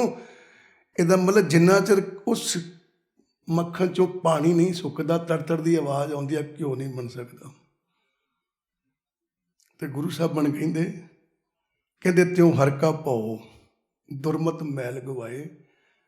ਕਹਿੰਦੇ ਜਿਵੇਂ ਅੱਗ ਪਾਣੀ ਸਾੜ ਦਿੰਦੀ ਤੇ ਘਿਓ ਬਣ ਜਾਂਦਾ, ਜਿੰਨਾ ਚਿਰ ਸੜੇ ਨਾ ਪਾਣੀ, ਘਿਓ ਨਹੀਂ ਬਣ ਸਕਦਾ। ਕਹਿੰਦੇ ਉਵੇਂ ਪਰਮਾਤਮਾ ਦਾ ਡਰ, ਪਰਮਾਤਮਾ ਦਾ ਭੈ, ਇਸ ਚੀਜ਼ ਦਾ ਪਤਾ ਲੱਗਣਾ ਕਿ ਪਰਮਾਤਮਾ ਸਰਵ ਵਿਆਪੀ ਹੈ, ਸਭ ਥਾਵਾਂ ਦੇ ਆ। ਜਿਸ ਦਿਨ ਮਨ 'ਚ ਇਹ ਡਰ ਪੈਦਾ ਹੋ ਜਾਂਦਾ, ਕਹਿੰਦੇ ਦੁਰਮਤ ਮੈਲ ਗਵਾਏ, ਜਿਹੜੀ ਮੇਰੀ ਮਾੜੀ ਮੱਤ ਹੈ ਨਾ, ਕਹਿੰਦੇ ਉਸ ਭੈ ਦੇ ਸੇਕੇ ਨਾਲ, ਪਰਮਾਤਮਾ ਦਾ ਸਰਵ ਵਿਆਪੀ ਰੂਪ ਦੇਖਣ ਦੇ ਨਾਲ ਮੇਰੇ ਅੰਦਰੋਂ ਤੜ ਤੜ ਤੜ ਤੜ ਕਰਦੀ ਮੈਲ ਹੋਮੇ ਸਾਰੀ ਸੜ ਜਾਂਦੀ ਹੈ। ਮੇਰਾ ਸੁਭਾਅ ਤਬਦੀਲ ਹੋ ਜਾਂਦਾ ਆ। ਕਹਿੰਦਾ ਜਦੋਂ ਸੁਭਾਅ ਤਬਦੀਲ ਹੋ ਜਾਂਦਾ ਹੈ, ਕਹਿੰਦਾ ਫਿਰ ਮੈਂ ਜਿੱਥੇ ਮਰਜ਼ੀ ਬੈਠਾ ਹੋਵਾਂ ਮੈਂ ਇੱਕੋ ਜਿਹਾ ਹੀ ਹਾਂ। ਉਹ ਕੀ ਫਾਇਦਾ ਜੇ ਗੁਰੂ ਘਰ ਕੁਝ ਹੋਰ ਰੂਪ ਆ, ਤੇ ਘਰ ਦੇ ਅੰਦਰ ਸੰਸਾਰ 'ਚ ਵਿਚਰਦਿਆਂ ਹੋਰ ਰੂਪ ਆ। ਤੁਸੀਂ ਅਜੇ ਭਗਤ ਨਹੀਂ ਹੋਏ, ਤੁਸੀਂ ਅਜੇ ਜੁੜੇ ਨਹੀਂ ਹੋ। ਭੁਲੇਖਾ ਦੂਰ ਕਰ ਲਿਓ। ਆਪਾਂ ਤਾਂ ਇਹੀ ਕਵਾਂਗੇ ਜੁੜੇ। ਤੇ ਫਿਰ ਗੁਰੂ ਸਾਹਿਬਾਨ ਪਤਾ ਕੀ ਕਹਿਣ ਲੱਗੇ? ਕਹਿੰਦੇ ਨਾਨਕ ਤੇ ਜਨ ਸੋਹਣੇ, ਨਾਨਕ ਤੇ ਜਨ ਸੋਹਣੇ, ਜੇ ਰੱਤੇ ਹਰ ਰੰਗ ਲਾਏ। ਕਹਿੰਦਾ ਉਹ ਸੋਹਣੇ ਨੇ, ਉਹਨਾਂ ਰੂਪ ਵੱਖਰਾ ਏ, ਸੁਹੱਪਣ ਜ਼ਿਆਦਾ ਉਹਨਾਂ ਤੇ। ਕਹਿੰਦਾ ਕਿਹਨਾਂ ਤੇ? ਕਹਿੰਦੇ ਜਿਨ੍ਹਾਂ ਨੇ ਪਰਮਾਤਮਾ ਦੇ ਨਾਲ ਆਪਣੇ ਆਪ ਨੂੰ ਰੰਗ ਲਿਆ ਹੈ, ਜਿਨ੍ਹਾਂ ਦੇ ਮਨ ਵਿੱਚ ਉਸ ਪਰਮਾਤਮਾ ਦੇ ਪ੍ਰਤੀ ਪਿਆਰ ਪੈਦਾ ਹੋ ਗਿਆ ਹੈ। ਇੱਕ ਗੱਲ ਪੱਲੇ ਬੰਨਿਓ, ਕੋਈ ਬੰਦਾ ਘਰੋਂ ਬਾਹਰ ਨਿਕਲੇ ਤੇ ਕਿਸੇ ਨੂੰ ਕਿਤੇ ਕਹਿ ਦੇ ਤੂੰ ਤੇ ਰੱਬ ਆ। ਘਰੋਂ ਬਾਹਰ ਨਿਕਲੇ, ਕਿਸੇ ਨੂੰ ਜਾ ਕੇ ਕਹਿ ਦੇਵੇ ਭਾਈ ਸਾਹਿਬ ਤੁਸੀਂ ਤੇ ਰੱਬ ਹੋ, ਤੇ ਘਰ ਵਾਲਿਆਂ ਨੂੰ ਆ ਕੇ ਕਹਿ ਤੁਸੀਂ ਤੇ ਜੱਬ ਹੋ। ਹੋ ਸਕਦੀ ਗੱਲ ਭਲਾ? ਇਹ ਗੱਲ ਮੰਨਣ ਯੋਗ ਆ ਭਲਾ? ਕਿੱਦਾਂ ਇਹਦੀ ਬਿਰਤੀ ਬਣ ਗਈ ਹੈ? ਕਿਹੜੀ ਭਗਤ ਨਾਮਦੇਵ ਵਾਲੀ ਸਭ ਗੋਬਿੰਦ, ਉਹ 'ਚ ਸਭ ਗੋਬਿੰਦ ਆ। ਉਹ 'ਚ ਭਾਵੇਂ ਘਰ ਦੇ ਆ ਤੇ ਭਾਵੇਂ ਬੇਗਾਨੇ, ਭਾਵੇਂ ਕੀੜੀ, ਭਾਵੇਂ ਮਕੌੜਾ, ਭਾਵੇਂ ਕੁੱਤਾ, ਸਭ ਗੋਬਿੰਦ ਹੈ। ਸਭ ਗੋਬਿੰਦ ਦਾ ਗੋਬਿੰਦ ਪਿੰਡ ਨਹੀਂ ਕੋਈ। ਤੇ ਇੱਥੇ ਤੇ ਤੂੰ ਰੱਬ ਆ, ਤੇ ਜਦੋਂ ਘਰ ਪਹੁੰਚਿਆ ਤੇ ਜੱਬ ਹੈ। ਅਜੇ ਨਹੀਂ ਬਿਰਤੀ ਬਣੀ, ਅਜੇ ਨਹੀਂ ਬਿਰਤੀ ਬਣੀ। ਤੋਲੀ ਜਾਓ। ਤੇ ਗੁਰੂ ਸਾਹਿਬਾਨ ਪਤਾ ਕਹਿੰਦੇ, ਹੁਣ ਧਿਆਨ ਦੇਣਾ, ਜਿਹੜੀ ਆਪਾਂ ਗੱਲ ਲੈ ਕੇ ਚੱਲੇ ਸੀਗੇ ਵੀ ਰੱਤਾ ਪਹਿਨਣ ਮਨ ਰੱਤਾ। ਕਹਿੰਦੇ ਜਿਨ੍ਹਾਂ ਦਾ ਮਨ ਰੰਗਿਆ ਗਿਆ ਨਾ ਪਰਮਾਤਮਾ ਦੇ ਪਿਆਰ ਵਿੱਚ, ਕਹਿੰਦੇ ਉਹਨਾਂ ਨੇ ਲਾਲ ਰੰਗ ਦੀ ਪੋਸ਼ਾਕ ਪਾ ਲਈ ਹੈ, ਸਮਝ ਲਓ। ਕਹਿੰਦਾ ਭਾਵ ਸੰਸਾਰ ਤੋਂ ਵੱਖਰੇ ਦਿਖਾਈ ਦੇਣਗੇ ਹੁਣ। ਫਿਰ ਕੀ ਕਹਿੰਦੇ? ਕਹਿੰਦੇ ਕਹਿੰਦੇ ਸੁਪੇਦੀ ਸਤ ਦਾਨ। ਸੁਪੇਦੀ ਕਿਹਨੂੰ ਕਹਿੰਦੇ? ਸੁਪੇਦ ਚਿੱਟਾ ਕੱਪੜਾ, ਸਤ ਕੀ ਹੈ? ਉੱਚਾ ਆਚਰਣ, ਦਾਨ ਕੀ ਹੈ? ਹੁਣ ਜੇ ਅਸੀਂ ਕਹੀਏ ਵੀ ਕਿਸੇ ਨੂੰ ਦਾਨ ਦੇਣ ਵਾਲਾ, ਕਿਸੇ ਲੋੜਵੰਦ ਦਾ ਵਕਤ ਲੰਘਾਉਣ ਵਾਲਾ, ਸਮਝ ਲਓ ਸਫੇਦ ਕੱਪੜਾ ਪਾ ਲਿਆ, ਤੇ ਫਿਰ ਗੁਰਬਾਣੀ 'ਚ ਲਿਖਿਆ ਹੈ ਨਾ ਤੂੰ ਆਵੇਂ ਬਸ ਬਹੁਤਾ ਦਾਨ ਦੇ। ਦਾਨ ਵਾਲੇ ਤਾਂ ਬੜੇ ਜਾਣੇ, ਉਹ ਗਿਣਤੀ ਕਿੱਦਾਂ ਬੜੀ ਦੁਨੀਆ ਦਾਨ ਦਿੰਦੀ ਫਿਰਦੀ। ਕਹਿੰਦਾ ਹਾਂਜੀ, ਸਪੇਤੀ ਸੱਤ ਦਾਨ। ਦਾਨ ਦਾ ਕੀ ਮਤਲਬ ਹੈ? ਗੁਰੂ ਸਾਹਿਬਾਨ ਕਹਿੰਦੇ ਇਹ ਦਾਨ ਜਿਹੜਾ ਨਾ ਦਿੰਦਾ ਤੂੰ ਰੋਜ਼, ਇਹ ਦਾਨ ਤੇਰੀ ਹਉਮੈ ਵਧਾਉਂਦਾ। ਜਿਹੜਾ ਆਪਾਂ ਕੋਈ ਸੰਸਾਰੀ ਚੀਜ਼ ਦਾ ਦਾਨ ਕਰਦੇ ਨਾ, ਕੋਈ ਹਉਮੈ ਵਧਾਉਂਦਾ। ਮੈਂ ਦਿੱਤਾ, ਮੈਂ ਦਿੱਤਾ, ਉਹਨੂੰ ਫਲਾਣੀ ਥਾਂ ਤੇ ਫਲਾਣੀ ਚੀਜ਼ ਦੀ ਲੋੜ ਸੀ, ਮੈਂ ਦੇ ਆਇਆ। ਔਰ ਇਹਦੇ ਪਿੱਛੇ ਇੱਕ ਇੱਛਾ ਆ, ਇਹਦੇ ਪਿੱਛੇ ਇੱਕ ਆਸ ਆ ਕਿ ਮੈਂ ਦਾਨ ਦਿੱਤਾ, ਕੱਲ੍ਹ ਹੀ ਦਿੱਤਾ, ਕਿ ਮੇਰਾ ਫਲਾਣਾ ਕੰਮ ਬਣ ਜਾਵੇ। ਇਹ ਨਹੀਂ ਦਾਨ ਦੇਣਾ ਮਾੜਾ ਹੈ, ਨਹੀਂ ਨਹੀਂ ਨਹੀਂ ਨਹੀਂ, ਮਾੜਾ ਨਹੀਂ। ਪਾਪ ਪੁੰਨ ਦੋਏ ਇੱਕ ਸਮਾਨ। ਕਹਿੰਦਾ ਇੱਕ ਪਾਪ ਆ ਤੇ ਮਨ ਦੇ ਵਿੱਚ ਤ੍ਰਿਸ਼ਨਾ ਮਾੜੀ ਹੈ, ਪਾਪ ਆ। ਤੇ ਜੇ ਪੁੰਨ ਕਰਕੇ ਵੀ ਮਨ 'ਚ ਤ੍ਰਿਸ਼ਨਾ ਹੀ ਪੈਦਾ ਹੋਣੀ ਹੈ ਵੀ ਮੇਰਾ ਕੰਮ ਫਲਾਣਾ ਬਣ ਜਾਏ, ਮੈਨੂੰ ਆਹ ਮਿਲ ਜਾਏ, ਤੇ ਫਿਰ ਵੀ ਤੇ ਪਾਪ ਦੇ ਬਰਾਬਰ ਹੀ ਹੈ। ਹੁਣ ਦਾਨ ਕੀ ਹੈ? ਤੇ ਆਪ ਜੀ ਵਿਚਾਰ ਕਰਨਾ। ਧੰਨ ਗੁਰੂ ਅਰਜਨ ਦੇਵ ਮਹਾਰਾਜ ਜੀ 12 ਮਾਹ ਦੇ ਅੰਦਰ ਦਾਨ ਲਿਖਦੇ ਆ। ਮਾਘ ਮਹੀਨੇ ਦੇ ਅੰਦਰ ਕੀ ਲਿਖਦੇ ਆ? ਕਹਿੰਦੇ ਹਰ ਕਾ ਨਾਮ ਧਿਆਏ ਸੁਣ ਸਭਨਾਂ ਨੂੰ ਕਰਦਾ। ਹੁਣ ਇੱਥੇ ਸੱਜਣ ਕਹਿੰਦੇ ਤੇ ਹੈਗੇ ਕਿ ਨਾਮ ਦਾਨ ਸਾਰਿਆਂ ਨੂੰ ਕਰ, ਪਰ ਸਭਨਾਂ ਨੂੰ ਦਾਨ ਕਰ। ਹੁਣ ਸਭਨਾਂ ਨੂੰ ਇੱਕ ਨਾਮ ਕਿੱਥੋਂ ਤੁਸੀਂ ਦੇ ਲੋਗੇ ਦਾਨ? ਬੜੀ ਹੈਰਾਨਗੀ ਵਾਲੀ ਗੱਲ ਹੈ ਨਾ। ਸਭਨਾਂ ਨੂੰ ਕਰ ਦਾਨ। ਦਾਨ ਦਾ ਮਤਲਬ ਕੀ ਹੁੰਦਾ ਹੈ? ਕਿ ਕੋਈ ਚੀਜ਼ ਤੁਹਾਡੇ ਕਬਜ਼ੇ 'ਚ ਆ, ਤੁਹਾਡਾ ਆਪਣਾ ਕੰਟਰੋਲ ਆ, ਤੁਹਾਡਾ ਆਪਣਾ ਕੰਟਰੋਲ ਆ, ਔਰ ਤੁਸੀਂ ਕਿਸੇ ਨੂੰ ਦੇਤੀ, ਆਪਣਾ ਕੰਟਰੋਲ ਛੱਡ ਦਿੱਤਾ। ਹੁਣ ਤੁਸੀਂ ਤੁਸੀਂ ਇੱਕ ਕੰਬਲ ਦਾਨ ਦੇਣ ਲੱਗੇ ਕਿਸੇ ਨੂੰ, ਤੁਸੀਂ ਕਿਸੇ ਨੂੰ ਕਿਹਾ, ਵੇਖਿਆ ਵੀ ਗਰੀਬ ਆਦਮੀ ਹੈ ਵਿਚਾਰਾ, ਠੰਡ ਬੜੀ ਹੈ, ਕੰਬਲ ਦੇ ਦਈਏ। ਹੁਣ ਤੁਸੀਂ ਉਹਨੂੰ ਕੰਬਲ ਦੇ ਕੇ ਤੇ ਤੁਸੀਂ ਉਹਨੂੰ ਕਹੋ ਉੱਤੇ ਨਹੀਂ ਲੈਣਾ, ਹੋ ਸਕਦਾ? ਤੁਹਾਡੀ ਗੱਲ ਮੰਨ ਲਊਗਾ ਕੋਈ? ਕੀ ਕਹਿਣਗੇ ਵੀ ਭਾਈ ਸਾਹਿਬ ਤੁਸੀਂ ਕੰਬਲ ਦੇਤਾ, ਉੱਤੇ ਲੈਣ ਦੋ ਜਾਂ ਵਿਚਾਰੇ ਨਹੀਂ। ਉਹ ਖਰਾਬ ਕਰ ਦੂਗਾ, ਕਹਿੰਦਾ ਕਰੇ, ਤੂੰ ਦਾਨ ਦੇਤਾ। ਹੁਣ ਤੁਸੀਂ ਗੁਰਦੁਆਰੇ ਜਾਓ ਤੇ 100 ਰੁਪਈਆ ਚੜਾਓ ਤੇ ਜਾ ਕੇ ਕਹਿੰਦੇ ਇਹ 100 ਰੁਪਏ ਦੀ ਖੰਡ ਹੀ ਲੈ ਕੇ ਆਉਣੀ। ਉਹ ਕਹਿੰਦਾ ਭਾਈ ਸਾਹਿਬ ਤੁਸੀਂ 100 ਰੁਪਏ ਗੋਲਕ 'ਚ ਪਾਤਾ, ਹੁਣ ਖੰਡ ਆਊਗੀ, ਪੱਤੀ ਆਊਗੀ, ਸਾਰਾ ਰਾਸ਼ਨ ਇਹਦੇ ਜ਼ਰੀਏ ਆਉਣਾ, ਕੀ ਤਾਂ ਕੀ ਆਊਗਾ? ਇਹਦਾ ਆਪਣਾ ਕੰਟਰੋਲ ਖਤਮ ਕਰ ਦੇਣਾ ਦਾਨ ਹੈ। ਤੇ ਗੁਰੂ ਸਾਹਿਬਾਨ ਕਹਿੰਦੇ ਹਰ ਕਾ ਨਾਮ ਧਿਆਏ ਸੁਣ। ਕਹਿੰਦਾ ਪਰਮਾਤਮਾ ਦਾ ਨਾਮ ਧਿਆਇਆ ਕਰ ਤੇ ਸੁਣਿਆ ਵੀ ਕਰ। ਤੂੰ ਧਿਆਉਣਾ ਆ ਪਰ ਸੁਣਦਾ ਨਹੀਂ ਹੈ। ਕਿੱਦਾਂ? ਵਾਹਿਗੁਰੂ ਵਾਹਿਗੁਰੂ ਵਾਹਿਗੁਰੂ ਵਾਹਿਗੁਰੂ ਕਰਦਾ ਹੈ, ਪਰ ਅੰਦਰੋਂ ਮਨ ਸੁਣਦਾ ਨਹੀਂ ਹੈ। ਮਨ ਤੇ ਕਿਤੇ ਫਿਰਨ ਡਿਆ ਹੁੰਦਾ, ਮਨ ਸੁਣਦਾ ਹੀ ਨਹੀਂ। ਕਹਿੰਦਾ ਹਰ ਕਾ ਨਾਮ ਧਿਆਏ, ਯਾਦ ਕਰ, ਪਰ ਨਾਲ ਸੁਣ, ਸਰਵਣ ਵੀ ਕਰ, ਸੁਣ ਵੀ ਉਹਨੂੰ। ਧਿਆਨ ਦੇਣ ਵਾਲੀ ਗੱਲ ਜੇ। ਕਹਿੰਦਾ ਧਿਆਉਂਦਾ ਹੈਗਾ ਆ ਗਈ ਨਾ ਬਿਰਤੀ ਹੋਈ। ਹੁਣ ਰਾਮ ਰਾਮ ਤਾਂ ਸਾਰੇ ਕਰਦੇ ਫਿਰਦੇ ਨੇ, ਪਰ ਰਾਮ ਦੀ ਪ੍ਰਾਪਤੀ ਨਹੀਂ ਹੁੰਦੀ, ਕਿਉਂਕਿ ਧਿਆਉਂਦੇ ਪਏ ਨੇ ਪਰ ਸੁਣਦੇ ਨਹੀਂ ਪਏ। ਹਰ ਕਾ ਨਾਮ ਧਿਆਏ ਸੁਣ। ਹੁਣ ਮੇਰੇ ਵਰਗੇ ਨੇ ਕਿਤੇ ਸਵਾਲ ਕਰਤਾ, ਇਹਦਾ ਪਾਤਸ਼ਾਹ ਤੇ ਕੰਮ ਬੜਾ ਔਖਾ, ਵੀ ਧਿਆਉਣਾ ਵੀ ਤੇ ਸੁਣਨਾ ਵੀ ਤੇ ਕੰਮ ਬੜਾ ਔਖਾ। ਧਿਆਨ ਤੇ ਮੈਂ ਲਊਂਗਾ ਵਾਹਿਗੁਰੂ ਵਾਹਿਗੁਰੂ ਕਰ ਲਊਂਗਾ, ਸੁਣਿਆ ਨਹੀਂ ਜਾਂਦਾ। ਕਹਿੰਦਾ ਫਿਰ ਇੱਦਾਂ ਕਰ, ਮੈਂ ਤੈਨੂੰ ਜੁਗਤੀ ਦੱਸਦਾ, ਤੈਨੂੰ ਸੁਣਨ ਕੌਣ ਨਹੀਂ ਦਿੰਦੇ? ਇਹ ਨਾਮ ਨੂੰ ਤੈਨੂੰ ਕੌਣ ਨਹੀਂ ਸੁਣਨ ਦਿੰਦੇ? ਕਹਿੰਦਾ ਪਤਾ ਨਹੀਂ। ਕਹਿੰਦਾ ਤੇਰੇ ਅੰਦਰ ਦੇ ਵਿਚਾਰ, ਤੇਰੇ ਅੰਦਰ ਦੇ ਤ੍ਰਿਸ਼ਨਾਵਾਂ, ਭਾਵਨਾ, ਝੂਠੀਆਂ ਮੰਗਾਂ ਤੈਨੂੰ ਨਾਮ ਸੁਣਨ ਨਹੀਂ ਦਿੰਦੀਆਂ। ਕਹਿੰਦਾ ਫਿਰ ਕੀ ਕਰਾਂ? ਕਹਿੰਦੇ ਸਭਨਾ ਨੌ ਕਰ ਦਾਨ। ਕਹਿੰਦਾ ਜਿੰਨੀਆਂ ਤੇਰੇ ਅੰਦਰ ਤ੍ਰਿਸ਼ਨਾਵਾਂ, ਭਾਵਨਾ, ਝੂਠੀਆਂ ਮੰਗਾਂ, ਸਾਰੀਆਂ ਗੁਰੂ ਨੂੰ ਦਾਨ ਕਰ ਦੇ। ਵੀ ਅੱਜ ਤੋਂ ਬਾਅਦ ਇਹਨਾਂ ਤੇ ਮੇਰਾ ਕੋਈ ਕੰਟਰੋਲ ਨਹੀਂ, ਗੁਰੂ ਤੇਰਾ ਕੰਟਰੋਲ ਆ। ਦਿੱਤੀਆਂ ਜੇ ਭਲਾ? ਦਿੱਤੀਆਂ ਜੀ। ਕਹਿੰਦੇ ਹੀ ਉਹ ਕਿ ਗੁਰੂ ਜੀ ਸਭ ਕੁਝ ਤੁਹਾਡਾ ਹੀ ਹੈ। ਕਹਿੰਦੇ ਹੀ ਉਹ, ਸਿਰਫ ਕਹਿੰਦੇ ਹੋ, ਸਿਰਫ ਜ਼ੁਬਾਨ ਤੋਂ, ਸਿਰਫ ਜ਼ੁਬਾਨ ਕਹਿੰਦੀ ਹੈ, ਮਨ ਨਹੀਂ ਮੰਨਦਾ। ਮਨ ਨਹੀਂ ਮੰਨਦਾ। ਮਨ ਕੀ ਕਹਿੰਦਾ? ਧਿਆਨ ਦਿਓ। ਜ਼ੁਬਾਨ ਕਹਿੰਦੀ ਹੈ ਸਭ ਕੁਝ ਤੁਹਾਡਾ ਹੀ ਆ, ਮਨ ਕਹਿੰਦਾ ਦੇ ਦੇਗਾ ਤੇ ਘਾਟਾ ਨਹੀਂ ਪਊਗਾ। ਓਏ ਹੋਏ ਹੋਏ ਹੋਏ ਹੋਏ, ਘਾਟਾ ਨਹੀਂ ਪਊਗਾ। ਇਹਦਾ ਮਤਲਬ ਆਪਣਾ ਹੀ ਕੰਟਰੋਲ ਹੈ ਜੀ। ਜੋ ਕੁਝ ਦਿੱਤਾ ਨਾ ਉਹ ਤੇ ਆਪਣਾ ਹੀ ਕੰਟਰੋਲ ਆ।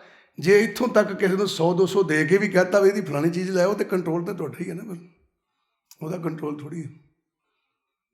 ਇਹਨੂੰ ਫਿਰ ਗੁਰੂ ਸਾਹਿਬ ਕਹਿੰਦੇ ਸੁਪੇਤੀ ਸੱਤ ਦਾਨ। ਕਹਿੰਦੇ ਜਿਹੜੇ ਆਪਣੇ ਵਿਚਾਰ, ਆਪਣੇ ਮਨ ਦੀਆਂ ਤ੍ਰਿਸ਼ਨਾਵਾਂ, ਭਾਵਨਾ ਗੁਰੂ ਨੂੰ ਦਾਨ 'ਚ ਦੇ ਦਿੰਦੇ ਨੇ, ਔਰ ਆਚਰਣ ਉੱਚਾ ਕਰ ਲੈਂਦੇ ਨੇ, ਸਮਝ ਲਓ ਉਹਨਾਂ ਨੇ ਇੱਕ ਸਫੇਦ ਰੰਗ ਦਾ ਕੱਪੜਾ ਪਾ ਲਿਆ ਹੈ। ਇਹਦਾ ਮਤਲਬ ਉਹਨਾਂ ਦੀ ਬਿਰਤੀ ਬੇਦਾਗ ਹੋ ਗਈ ਹੈ। ਚਿੱਟਾ ਕੱਪੜਾ ਕਿਹਨੂੰ ਕਹਿੰਦੇ ਆਪਾਂ? ਚਿੱਟੇ ਕੱਪੜੇ ਨੂੰ ਦਾਗ ਲੱਗ ਜਾਏ ਛੇਤੀ ਦਿਸਦਾ। ਕਹਿੰਦੇ ਸਫੇਦ ਕੱਪੜਾ ਪਾ ਲਿਆ, ਸਫੇਦ ਬਾਣਾ ਪਾ ਲਿਆ, ਇਹਦਾ ਮਤਲਬ ਉਹਨਾਂ ਦੀ ਬਿਰਤੀ ਸਫੇਦ ਹੋ ਗਈ ਹੈ, ਬਿਨਾਂ ਦਾਗ ਤੋਂ ਹੋ ਗਈ ਹੈ। ਆ ਮੇਰੇ ਪਾਤਸ਼ਾਹ ਦੀ ਬਿਰਤੀ ਸੀ, ਧੰਨ ਗੁਰੂ ਅਰਜਨ ਦੇਵ ਮਹਾਰਾਜ ਜੀ ਦੀ। ਫਿਰ ਕੀ ਕਹਿੰਦੇ ਗੁਰੂ ਨਾਨਕ ਪਾਤਸ਼ਾਹ?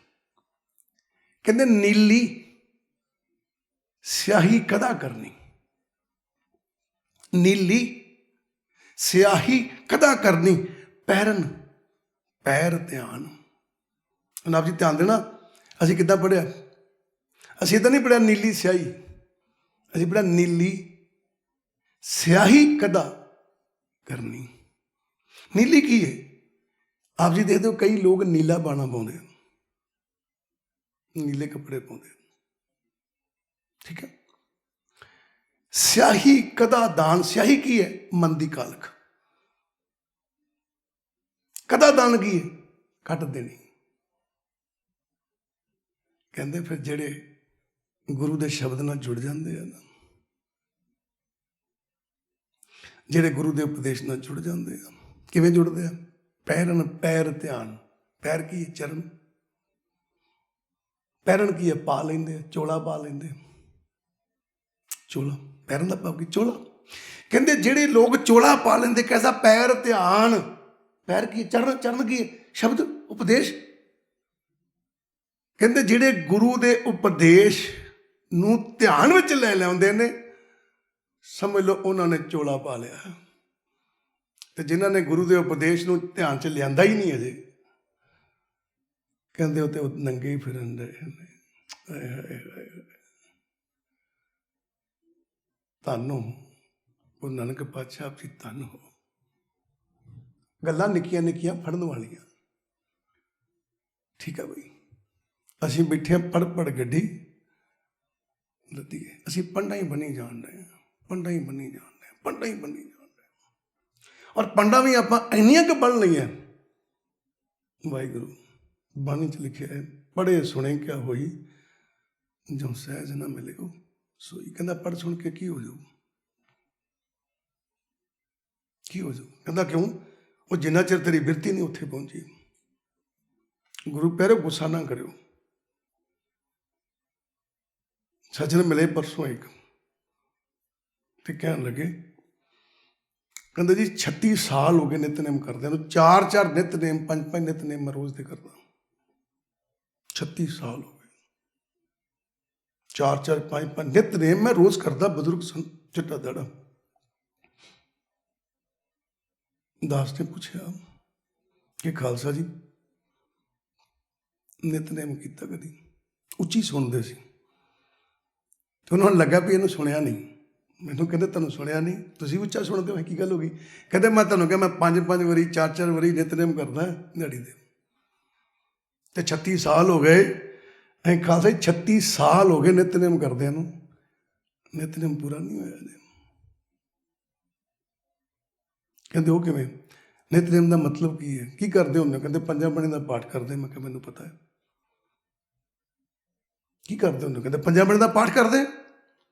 ਤੇ ਦੱਸੋ 5 ਬਾਣੀ ਦਾ ਮਹਾਨਤਾ ਕੀ ਹੈ, ਮਤਲਬ ਕੀ ਹੈ? ਕਹਿੰਦੇ 5 ਬਾਣੀ ਦੀ ਮਹਾਨਤਾ ਆ, 5 ਬਾਣੀ ਦਾ ਪਾਠ ਕਰ ਲਓ, ਪਰਮਾਤਮਾ ਦੇ ਲਾਗੇ ਹੋ ਜਾਈਦਾ। ਹੋਏ ਹੋ? ਕਹਿੰਦੇ ਹੋ ਜਾਗੇ ਨਾ।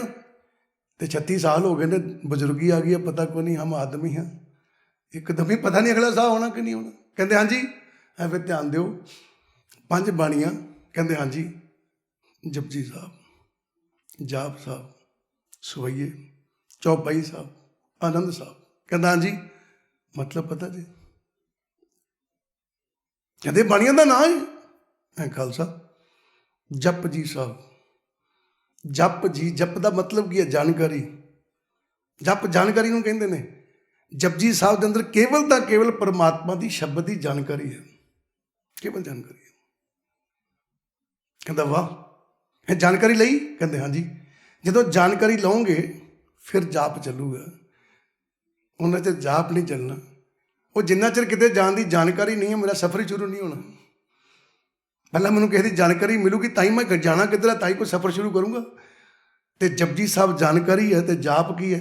ਮੇਰਾ ਮਾਰਗ ਹੈ, ਮੇਰੀ ਯਾਤਰਾ ਆ। ਫਿਰ ਜਾਪ ਸ਼ੁਰੂ ਹੁੰਦਾ, ਫਿਰ ਸਿਮਰਨ ਸ਼ੁਰੂ ਹੁੰਦਾ।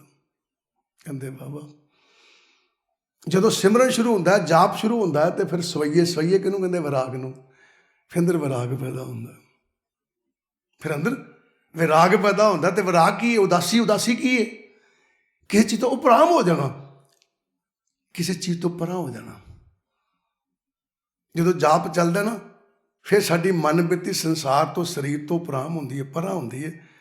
ਫਿਰ ਸੰਸਾਰ ਝੂਠਾ ਲੱਗਦਾ ਤੇ ਇਹ ਤੋਂ ਬਿਰਤੀ ਪਰਾਂ ਹੁੰਦੀ ਹੈ, ਉਹਨਾਂ ਚਿਰ ਨਹੀਂ ਹੁੰਦੀ।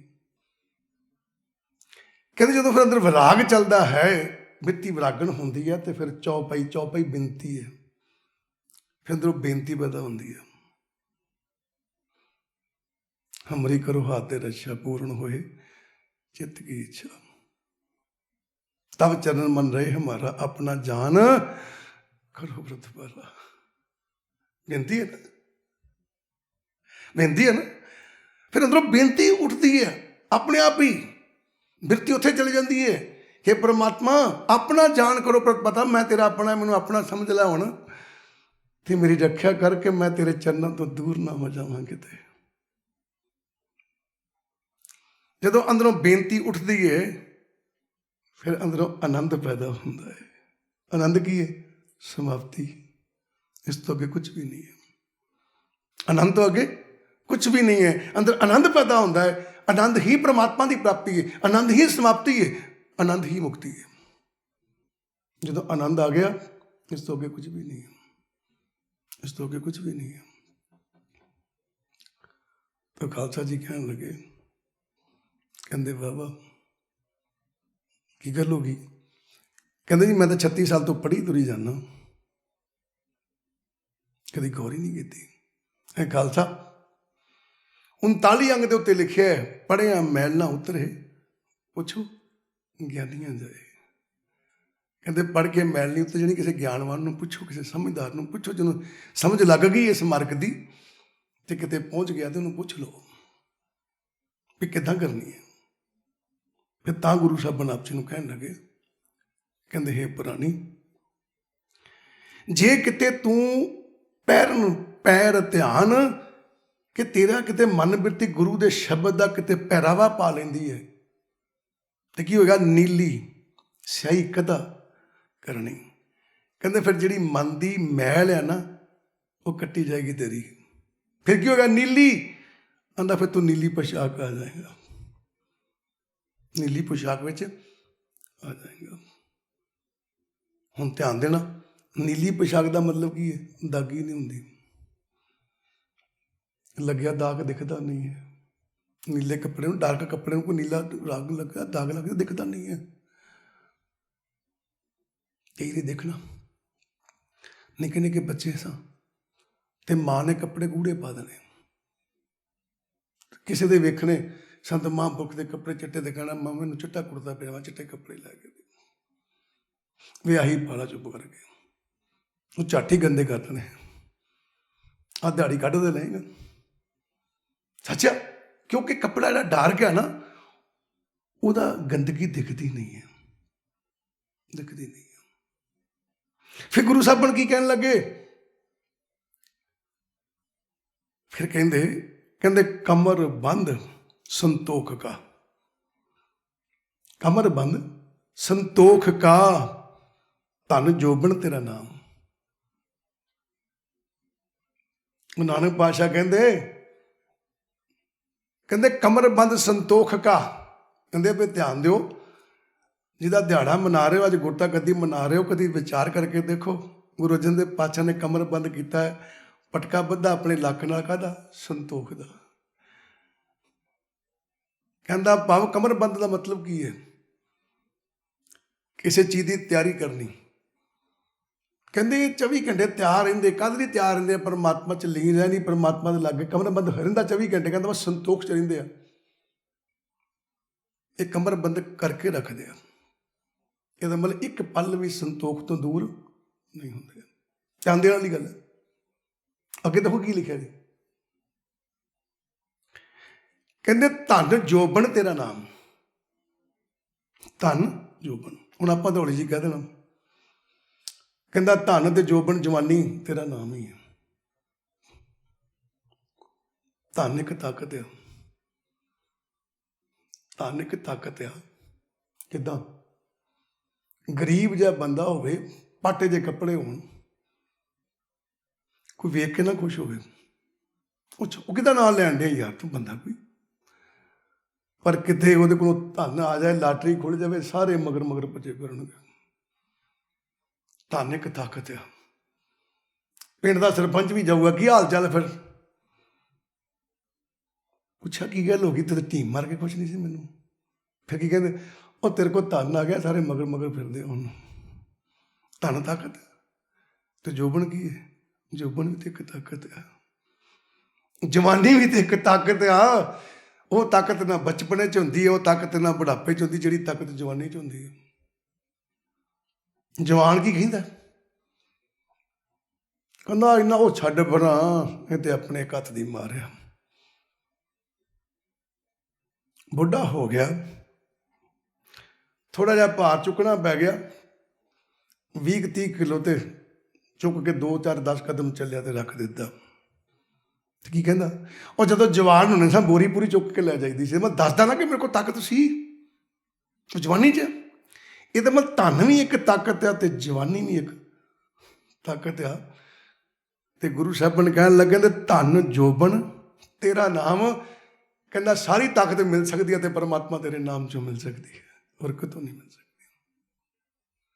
ਮਨ ਨੂੰ ਮੰਨਣ ਦੀ, ਮਨ ਨੂੰ ਸਮਝਾਉਣ ਦੀ, ਮਨ ਨੂੰ ਤਾਕਤਵਰ ਕਰਨ ਦੀ, ਆਪਣੇ ਗਿਆਨ ਇੰਦਰੀਆਂ ਨੂੰ ਬਲਵਾਨ ਕਰਨ ਦੀ, ਕਿ ਜਿੱਥੇ ਮਰਜੀ ਜਾਵਾਂ ਇੱਕੋ ਜਿਹਾ ਰਵਾਂ। ਤਾਕਤ ਕਿੱਥੋਂ ਮਿਲਣੀ ਹੈ? ਨਾਮ 'ਚੋਂ ਮਿਲਣੀ ਹੈ, ਸ਼ਬਦ 'ਚੋਂ ਮਿਲਣੀ ਹੈ। ਬਿਨਾਂ ਨਾਮ ਤੋਂ ਤਾਕਤ ਨਹੀਂ ਜੀ ਅੰਦਰ ਆ ਸਕਦੀ। ਕਿਤੇ ਭੁਲੇਖੇ 'ਚ ਨਾ ਪੈ ਜਾਈਏ ਅਸੀਂ ਵੀ ਸਾਡੇ ਕੋਲ ਤਾਕਤ ਉੱਦਾਂ ਹੀ ਆ ਜਾਊ। ਸਵੇਰੇ ਉੱਠ ਕੇ ਅਰਦਾਸ ਕਰਾਂਗੇ, ਧੰਨ ਗੁਰੂ ਗ੍ਰੰਥ ਸਾਹਿਬ ਕਿਰਪਾ ਕਰੋ, ਮੈਨੂੰ ਤਾਕਤ ਮਿਲ ਜਾਵੇ। ਠੀਕ ਹੈ, ਸਭ ਕੁਝ ਬਾਣੀ 'ਚ ਲਿਖਿਆ ਹੈ, ਅਸੀਂ ਪੜ੍ਹਿਆ ਹੈ, ਪਰ ਫਰਕ ਇੰਨਾ ਗੁਰੂ ਗ੍ਰੰਥ ਸਾਹਿਬ 'ਚ ਰਹਿ ਗਿਆ। ਜਿੱਥੇ ਲਿਆਉਣਾ ਸੀ ਉਹਨੂੰ, ਉੱਥੇ ਆਇਆ ਕੋਈ ਨਹੀਂ। ਅਸੀਂ ਗੁਰੂ ਦਾ ਇੱਕ ਇੱਕ ਬੋਲ ਆਪਣੇ ਮਨ 'ਚ ਲਿਆਉਣਾ ਸੀ। ਅਸੀਂ ਗੁਰੂ ਦਾ ਬੋਲ ਆਪਣੇ ਮਨ 'ਚ ਨਹੀਂ ਲਿਆਂਦਾ। ਜੋ ਕੁਝ ਪੜ੍ਹਿਆ ਅਸੀਂ ਸੁਣਿਆ ਹੀ ਨਹੀਂ,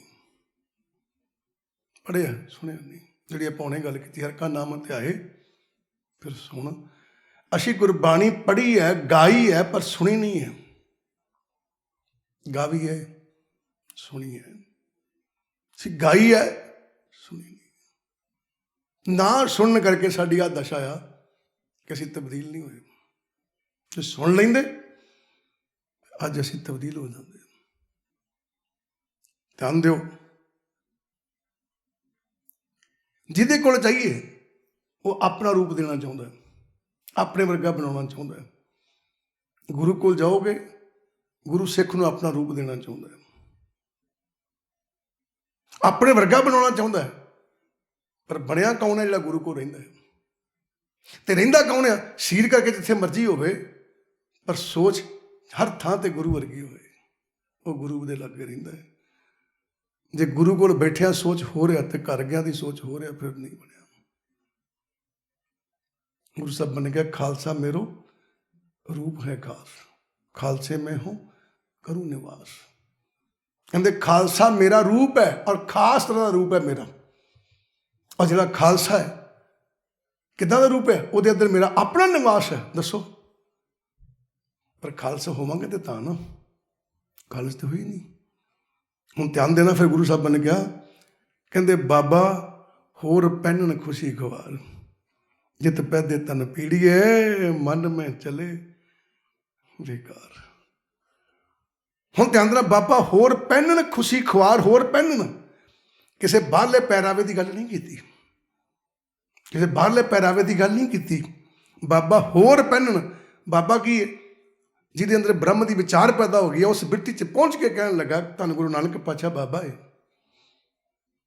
ਉਹ ਬਾਬਾ ਜੀ ਕਹਿ ਰਹੇ ਨੇ, ਕੀ ਕਹਿ ਰਹੇ ਨੇ? ਗੁਰੂ ਨਾਨਕ ਪਾਤਸ਼ਾਹ ਕਹਿ ਰਹੇ ਨੇ, ਕੀ ਕਹਿੰਦੇ ਆ? ਹੋਰ ਪਹਿਨਣ ਖੁਸ਼ੀ ਖਵਾਰ, ਕਹਿੰਦਾ ਧਿਆਨ ਦੇਈ ਮਨਾ, ਜੇ ਤੂੰ ਸਰੀਰ ਦੇ ਪਹਿਰਾਵੇ ਦੀ ਮੈਂ ਗੱਲ ਨਹੀਂ ਕੀਤੀ, ਜਿਹੜੇ ਤੈਨੂੰ ਮੈਂ ਪਹਿਰਾਵੇ ਦੱਸਿਆ ਕਿਹੜੇ, ਕਿ ਲਾਲ ਰੰਗ, ਜਿਹੜੇ ਮਨ ਰੰਗਿਆ ਪਰਮਾਤਮਾ ਦੇ ਪਿਆਰ 'ਚ, ਉਹਨਾਂ ਲਾਲ ਰੰਗ ਦਾ ਬਣਾ ਪਾਇਆ। ਇਹ ਮਨ ਤੇ ਪੈਂਦਾ, ਮਨ ਰੰਗਿਆ ਜਾਂਦਾ ਪਰਮਾਤਮਾ ਦੇ ਰੰਗ 'ਚ, ਠੀਕ ਹੈ। ਤੇ 7 ਦਾਨ ਕਰਦਾ, ਸਫੇਦ ਕੱਪੜਾ ਪਾ ਲੈਣਾ, ਠੀਕ ਹੈ। ਹੁਣ ਧਿਆਨ ਦੇਣਾ, ਕਹਿੰਦਾ ਜਿਨ੍ਹਾਂ ਨੇ ਐਸ ਪਹਿਰਾਵੇ ਤੋਂ ਬਾਅਦ, ਇਹਦਾ ਮਤਲਬ ਜਿਨ੍ਹਾਂ ਦੇ ਮਨ ਵਿੱਚ ਇਹ ਵਿਚਾਰ ਨਹੀਂ ਹੈ, ਇਹ ਤੋਂ ਇਲਾਵਾ ਜੋ ਕੁਝ ਪਾ ਕੇ ਰੱਖਿਆ, ਵਿਚਾਰ ਰੱਖੇ ਆ ਨਾ, ਜਿਤ ਪੈਤੇ ਤਨ ਪੀੜੀਏ। ਕਹਿੰਦਾ ਇਹਨਾਂ ਪਹਿਰਾਵਿਆਂ ਨਾਲ ਆਸ਼ਾਂ, ਤ੍ਰਿਸ਼ਨਾਵਾਂ, ਭਾਵਨਾ, ਝੂਠੀਆਂ ਮੰਗਾਂ, ਹਉਮੈ, ਹੰਕਾਰ, ਇਹ ਸਭ ਪਹਿਰਾਵੇ ਨੇ। ਕਹਿੰਦਾ ਜਿਨ੍ਹਾਂ ਨੇ ਇਹ ਪਾਏ ਆ ਨਾ, ਤਨ ਪੀੜੀਏ। ਕਿਹੜਾ ਤਨ? ਸਰੀਰ ਨਹੀਂ, ਗਿਆਨ ਇੰਦਰੇ ਪੀੜੇ ਜਾਂਦੇ ਆ। ਕਿੱਦਾਂ ਪੀੜੇ ਜਾਂਦੇ ਆ? ਅੱਖਾਂ ਵੇਖਦੀਆਂ ਆਹ ਚੀਜ਼ ਮੇਰੇ ਕੋਲ ਹੋਣੀ ਚਾਹੀਦੀ ਹੈ, ਜਦੋਂ ਵੇਖਦੀਆਂ ਮੇਰੇ ਕੋਲ ਹੋਣੀ ਚਾਹੀਦੀ ਹੈ ਚੀਜ਼, ਤੇ ਕੀ ਹੁੰਦਾ, ਉਹ ਚੀਜ਼ ਮਿਲਦੀ ਨਹੀਂ ਹੈ, ਅੱਖਾਂ ਪੀੜੀਆਂ ਜਾਂਦੀਆਂ ਨੇ। ਕਹਿੰਦਾ ਭਾਵ ਅੱਖਾਂ ਫਿਰ ਕਲਪਦੀਆਂ ਨੇ, ਬਾਰ-ਬਾਰ ਉਸ ਪਾਸੇ ਜਾਂਦੀਆਂ ਨੇ, ਉਹ ਚੀਜ਼ ਮੈਨੂੰ ਮਿਲੀ ਨਹੀਂ, ਉਹ ਪੀੜੀਆਂ ਜਾਂਦੀਆਂ ਨੇ। ਕੰਨ ਸੁਣਦੇ, ਜਿਹੜਾ ਪੁਰਾਣੀ ਕਿਸੇ ਦੀ ਗੱਲ ਸੁਣ ਕੇ ਖੁਸ਼ ਨਹੀਂ, ਸਾਡੇ ਸਹਿਣ ਸ਼ਕਤੀ ਨਹੀਂ ਹੈਗੀ, ਅਸੀਂ ਸਿਰਫ ਆਪਣੀ ਗੱਲ ਸੁਣਾਉਣ ਨੂੰ ਖੁਸ਼ ਹਾਂ, ਮੇਰੀ ਗੱਲ ਸੱਚੀ ਹੈ। ਉਹ ਨਹੀਂ, ਜੇ ਤੇਰੇ ਨਾਲ ਕੋਈ ਬੈਠਾ ਕੋਈ ਗੱਲ ਕਰ ਰਿਹਾ, ਉਹਦੀ ਵੀ ਸੁਣ ਕੇ ਦੇਖ, ਖੋਜਦਾ ਉਹਦੀ ਵੀ ਸੱਚੀ ਹੋਵੇ।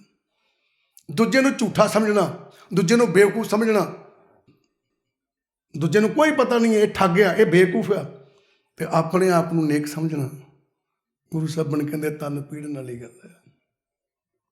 ਮਨ ਮੈਂ ਚਲੇ ਵਿਕਾਰ, ਕਹਿੰਦੇ ਫਿਰ ਇਸ ਮਨ ਦੇ ਵਿੱਚ ਵਿਕਾਰ ਹੀ ਚੱਲਦੇ ਆ, ਵਿਕਾਰ ਹੀ ਚੱਲੀ ਜਾਂਦੇ ਆ, ਵਿਕਾਰ ਹੀ ਚੱਲੀ ਜਾਂਦੇ। ਉਹਨਾਂ ਮਨ ਦੇ ਅੰਦਰ ਵਿਕਾਰ ਦਾ ਭਾਵ ਕੀ? ਮਾੜੇ ਵਿਚਾਰ, ਮਾੜੇ ਵਿਚਾਰ ਹੀ ਚਲੇ ਜਾਂਦੇ। ਕਿਹੜੀ ਗੱਲੋਂ?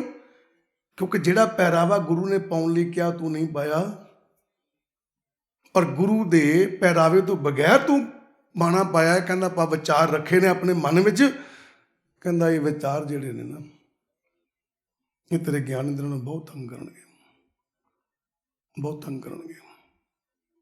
ਧਿਆਨ ਦਿਓ, ਜਦੋਂ ਅਸੀਂ ਗੁਰੂ ਦੇ ਭਾਣੇ ਤੋਂ, ਪਰਮਾਤਮਾ ਦੇ ਭਾਣੇ ਤੋਂ ਬਾਹਰ ਹੋ ਜਾਂਦੇ ਹਾਂ, ਸਾਨੂੰ ਕੋਈ ਵੀ ਚੀਜ਼ ਚੰਗੀ ਨਹੀਂ ਲੱਗਦੀ, ਕੋਈ ਵੀ ਚੀਜ਼ ਚੰਗੀ ਨਹੀਂ ਲੱਗਦੀ। ਸਾਡੀ ਮਨ ਬਿਰਤੀ ਇੱਥੇ ਬਣੀ ਹੈ, ਕੁਝ ਵੀ ਠੀਕ ਨਹੀਂ, ਕੁਝ ਵੀ ਠੀਕ ਨਹੀਂ। ਕਿਹੜੀ ਗੱਲੋਂ?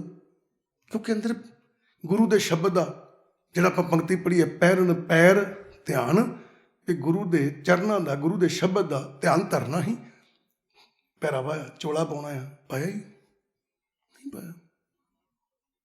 ਸਾਡੇ ਮਨ 'ਚ ਨਹੀਂ ਕਦੀ ਆਇਆ। ਅਸੀਂ ਕਹਿੰਦੇ ਹਾਂ ਜ਼ੁਬਾਨ ਤੋਂ ਜੋ ਤਿਸ ਭਾਵੇ ਨਾਨਕਾ, ਸਹੀ ਗੱਲ ਚੰਗੀ, ਸਿਰਫ ਜ਼ੁਬਾਨ ਕਹਿੰਦੀ ਹੈ, ਮਨ ਕਦੀ ਨਹੀਂ ਕਹਿੰਦਾ, ਮਨ ਕਦੀ ਨਹੀਂ ਕਹਿੰਦਾ। ਮਨ 'ਚ ਵਿਚਾਰ ਹੀ ਉਲਟੇ ਪੁਲਟੇ ਚੱਲਦੇ ਰਹਿੰਦੇ ਨੇ, ਆ ਵੀ ਗਲਤ ਹੈ, ਆ ਵੀ ਗਲਤ ਹੈ, ਆ ਵੀ ਗਲਤ ਹੈ, ਆ ਵੀ ਗਲਤ ਹੈ। ਕਿ ਧੰਨ ਗੁਰੂ ਅਰਜਨ ਦੇਵ ਮਹਾਰਾਜ ਜੀ ਕਹਿੰਦੇ ਕੁਝ ਵੀ ਗਲਤ ਨਹੀਂ ਹੈ। ਪੱਗ ਲੈ ਗਿਆ ਖੋ ਕੇ ਤੇ ਲੈ ਜਾ, ਫਿਰ ਕੀ ਹੋਇਆ? ਤਾਂ ਕੀ ਹੋਇਆ? ਕੋਈ ਟੈਨਸ਼ਨ ਨਹੀਂ। ਕਹਿੰਦੇ ਉਹ ਇਸ਼ਾਰਾ ਕਰਦੇ ਆ ਕਿ ਜਿਹੜੀ ਦਾਤ ਉਸ ਅਕਾਲ ਪੁਰਖ ਦੀ ਬਖਸ਼ੀ ਹੋਈ ਹੈ, ਉਹ ਗੁਰੂ ਰਾਮਦਾਸ ਮਹਾਰਾਜ ਨੇ ਜਿਹੜੀ ਮੇਰੇ ਤੇ ਕਿਰਪਾ ਕੀਤੀ ਹੈ, ਜਿਹੜੀ ਆਪਣੀ ਜੋਤ ਮੇਰੇ ਅੰਦਰ ਰੱਖੀ ਹੈ, ਜਿਹੜਾ ਮੇਰੇ ਅੰਦਰ ਪ੍ਰਕਾਸ਼ ਕੀਤਾ ਹੈ, ਕਹਿੰਦੇ ਉਹਨਾਂ ਤਾਂ ਪਹਿਲੇ ਮੇਰੇ ਤੇ ਪੱਗ ਰੱਖ ਦਿੱਤੀ ਹੈ, ਉਹਨਾਂ ਦਾਤ ਤੇ ਪਹਿਲੇ ਮੈਨੂੰ ਦੇ ਦਿੱਤੀ ਹੈ। ਔਰ ਉਹ ਦਾਤ ਐਸੀ ਹੈ ਕਿ ਕੋਈ ਖੋ ਨਹੀਂ ਸਕਦਾ, ਕੋਈ ਲਿਜਾ ਨਹੀਂ ਸਕਦਾ। ਮੈਨੂੰ ਕਹਿੰਦੇ ਕੋਈ ਲੋੜ ਪਈ ਟੈਨਸ਼ਨ ਲੈਣ ਦੀ।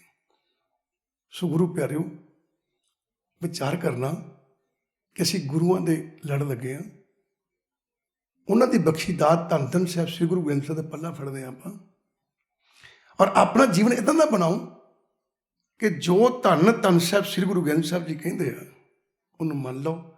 ਵੱਡਿਆਂ ਭਾਗਾਂ ਵਾਲਿਓ, ਐਡਾ ਸੁੰਦਰ ਜੀਵਨ ਸਾਡੇ ਕੋਲ ਆ, ਔਰ ਉਸ ਜੀਵਨ ਨੂੰ ਸਾਂਭਣ ਲਈ ਉਸ ਪਰਮਾਤਮਾ ਨੇ ਬੜੀ ਵੱਡੀ ਕਿਰਪਾ ਕੀਤੀ ਹੈ ਕਿ ਸਾਨੂੰ ਧੰਨ ਧੰਨ ਸਾਹਿਬ ਸ੍ਰੀ ਗੁਰੂ ਗ੍ਰੰਥ ਸਾਹਿਬ ਜੀ ਦੇ ਲੜ ਲਾਇਆ, ਤੇ ਜਿਨ੍ਹਾਂ ਦੇ ਰਚੈਤਾ ਧੰਨ ਗੁਰੂ ਅਰਜਨ ਦੇਵ ਮਹਾਰਾਜ ਜੀ ਨੇ ਆਪਾਂ ਗੁਰਤਾ ਗੱਦੀ ਦਾ ਦਿਵਸ ਮਨਾਇਆ ਹੈ। ਮਾਲਕ ਚੜ੍ਹਦੀਆਂ ਕਲਾ ਕਰੇ। ਸੋ ਗੁਰੂ ਪਿਆਰਿਓ, ਸਮਾਂ ਹੋ ਗਿਆ। ਆਓ ਇੱਥੇ ਸਮਾਪਤੀ ਕਰਦੇ ਫਤਿਹ ਕੇ ਜਾਈਏ। ਵਾਹਿਗੁਰੂ ਜੀ ਕਾ ਖਾਲਸਾ, ਵਾਹਿਗੁਰੂ ਜੀ ਕੀ ਫਤਿਹ।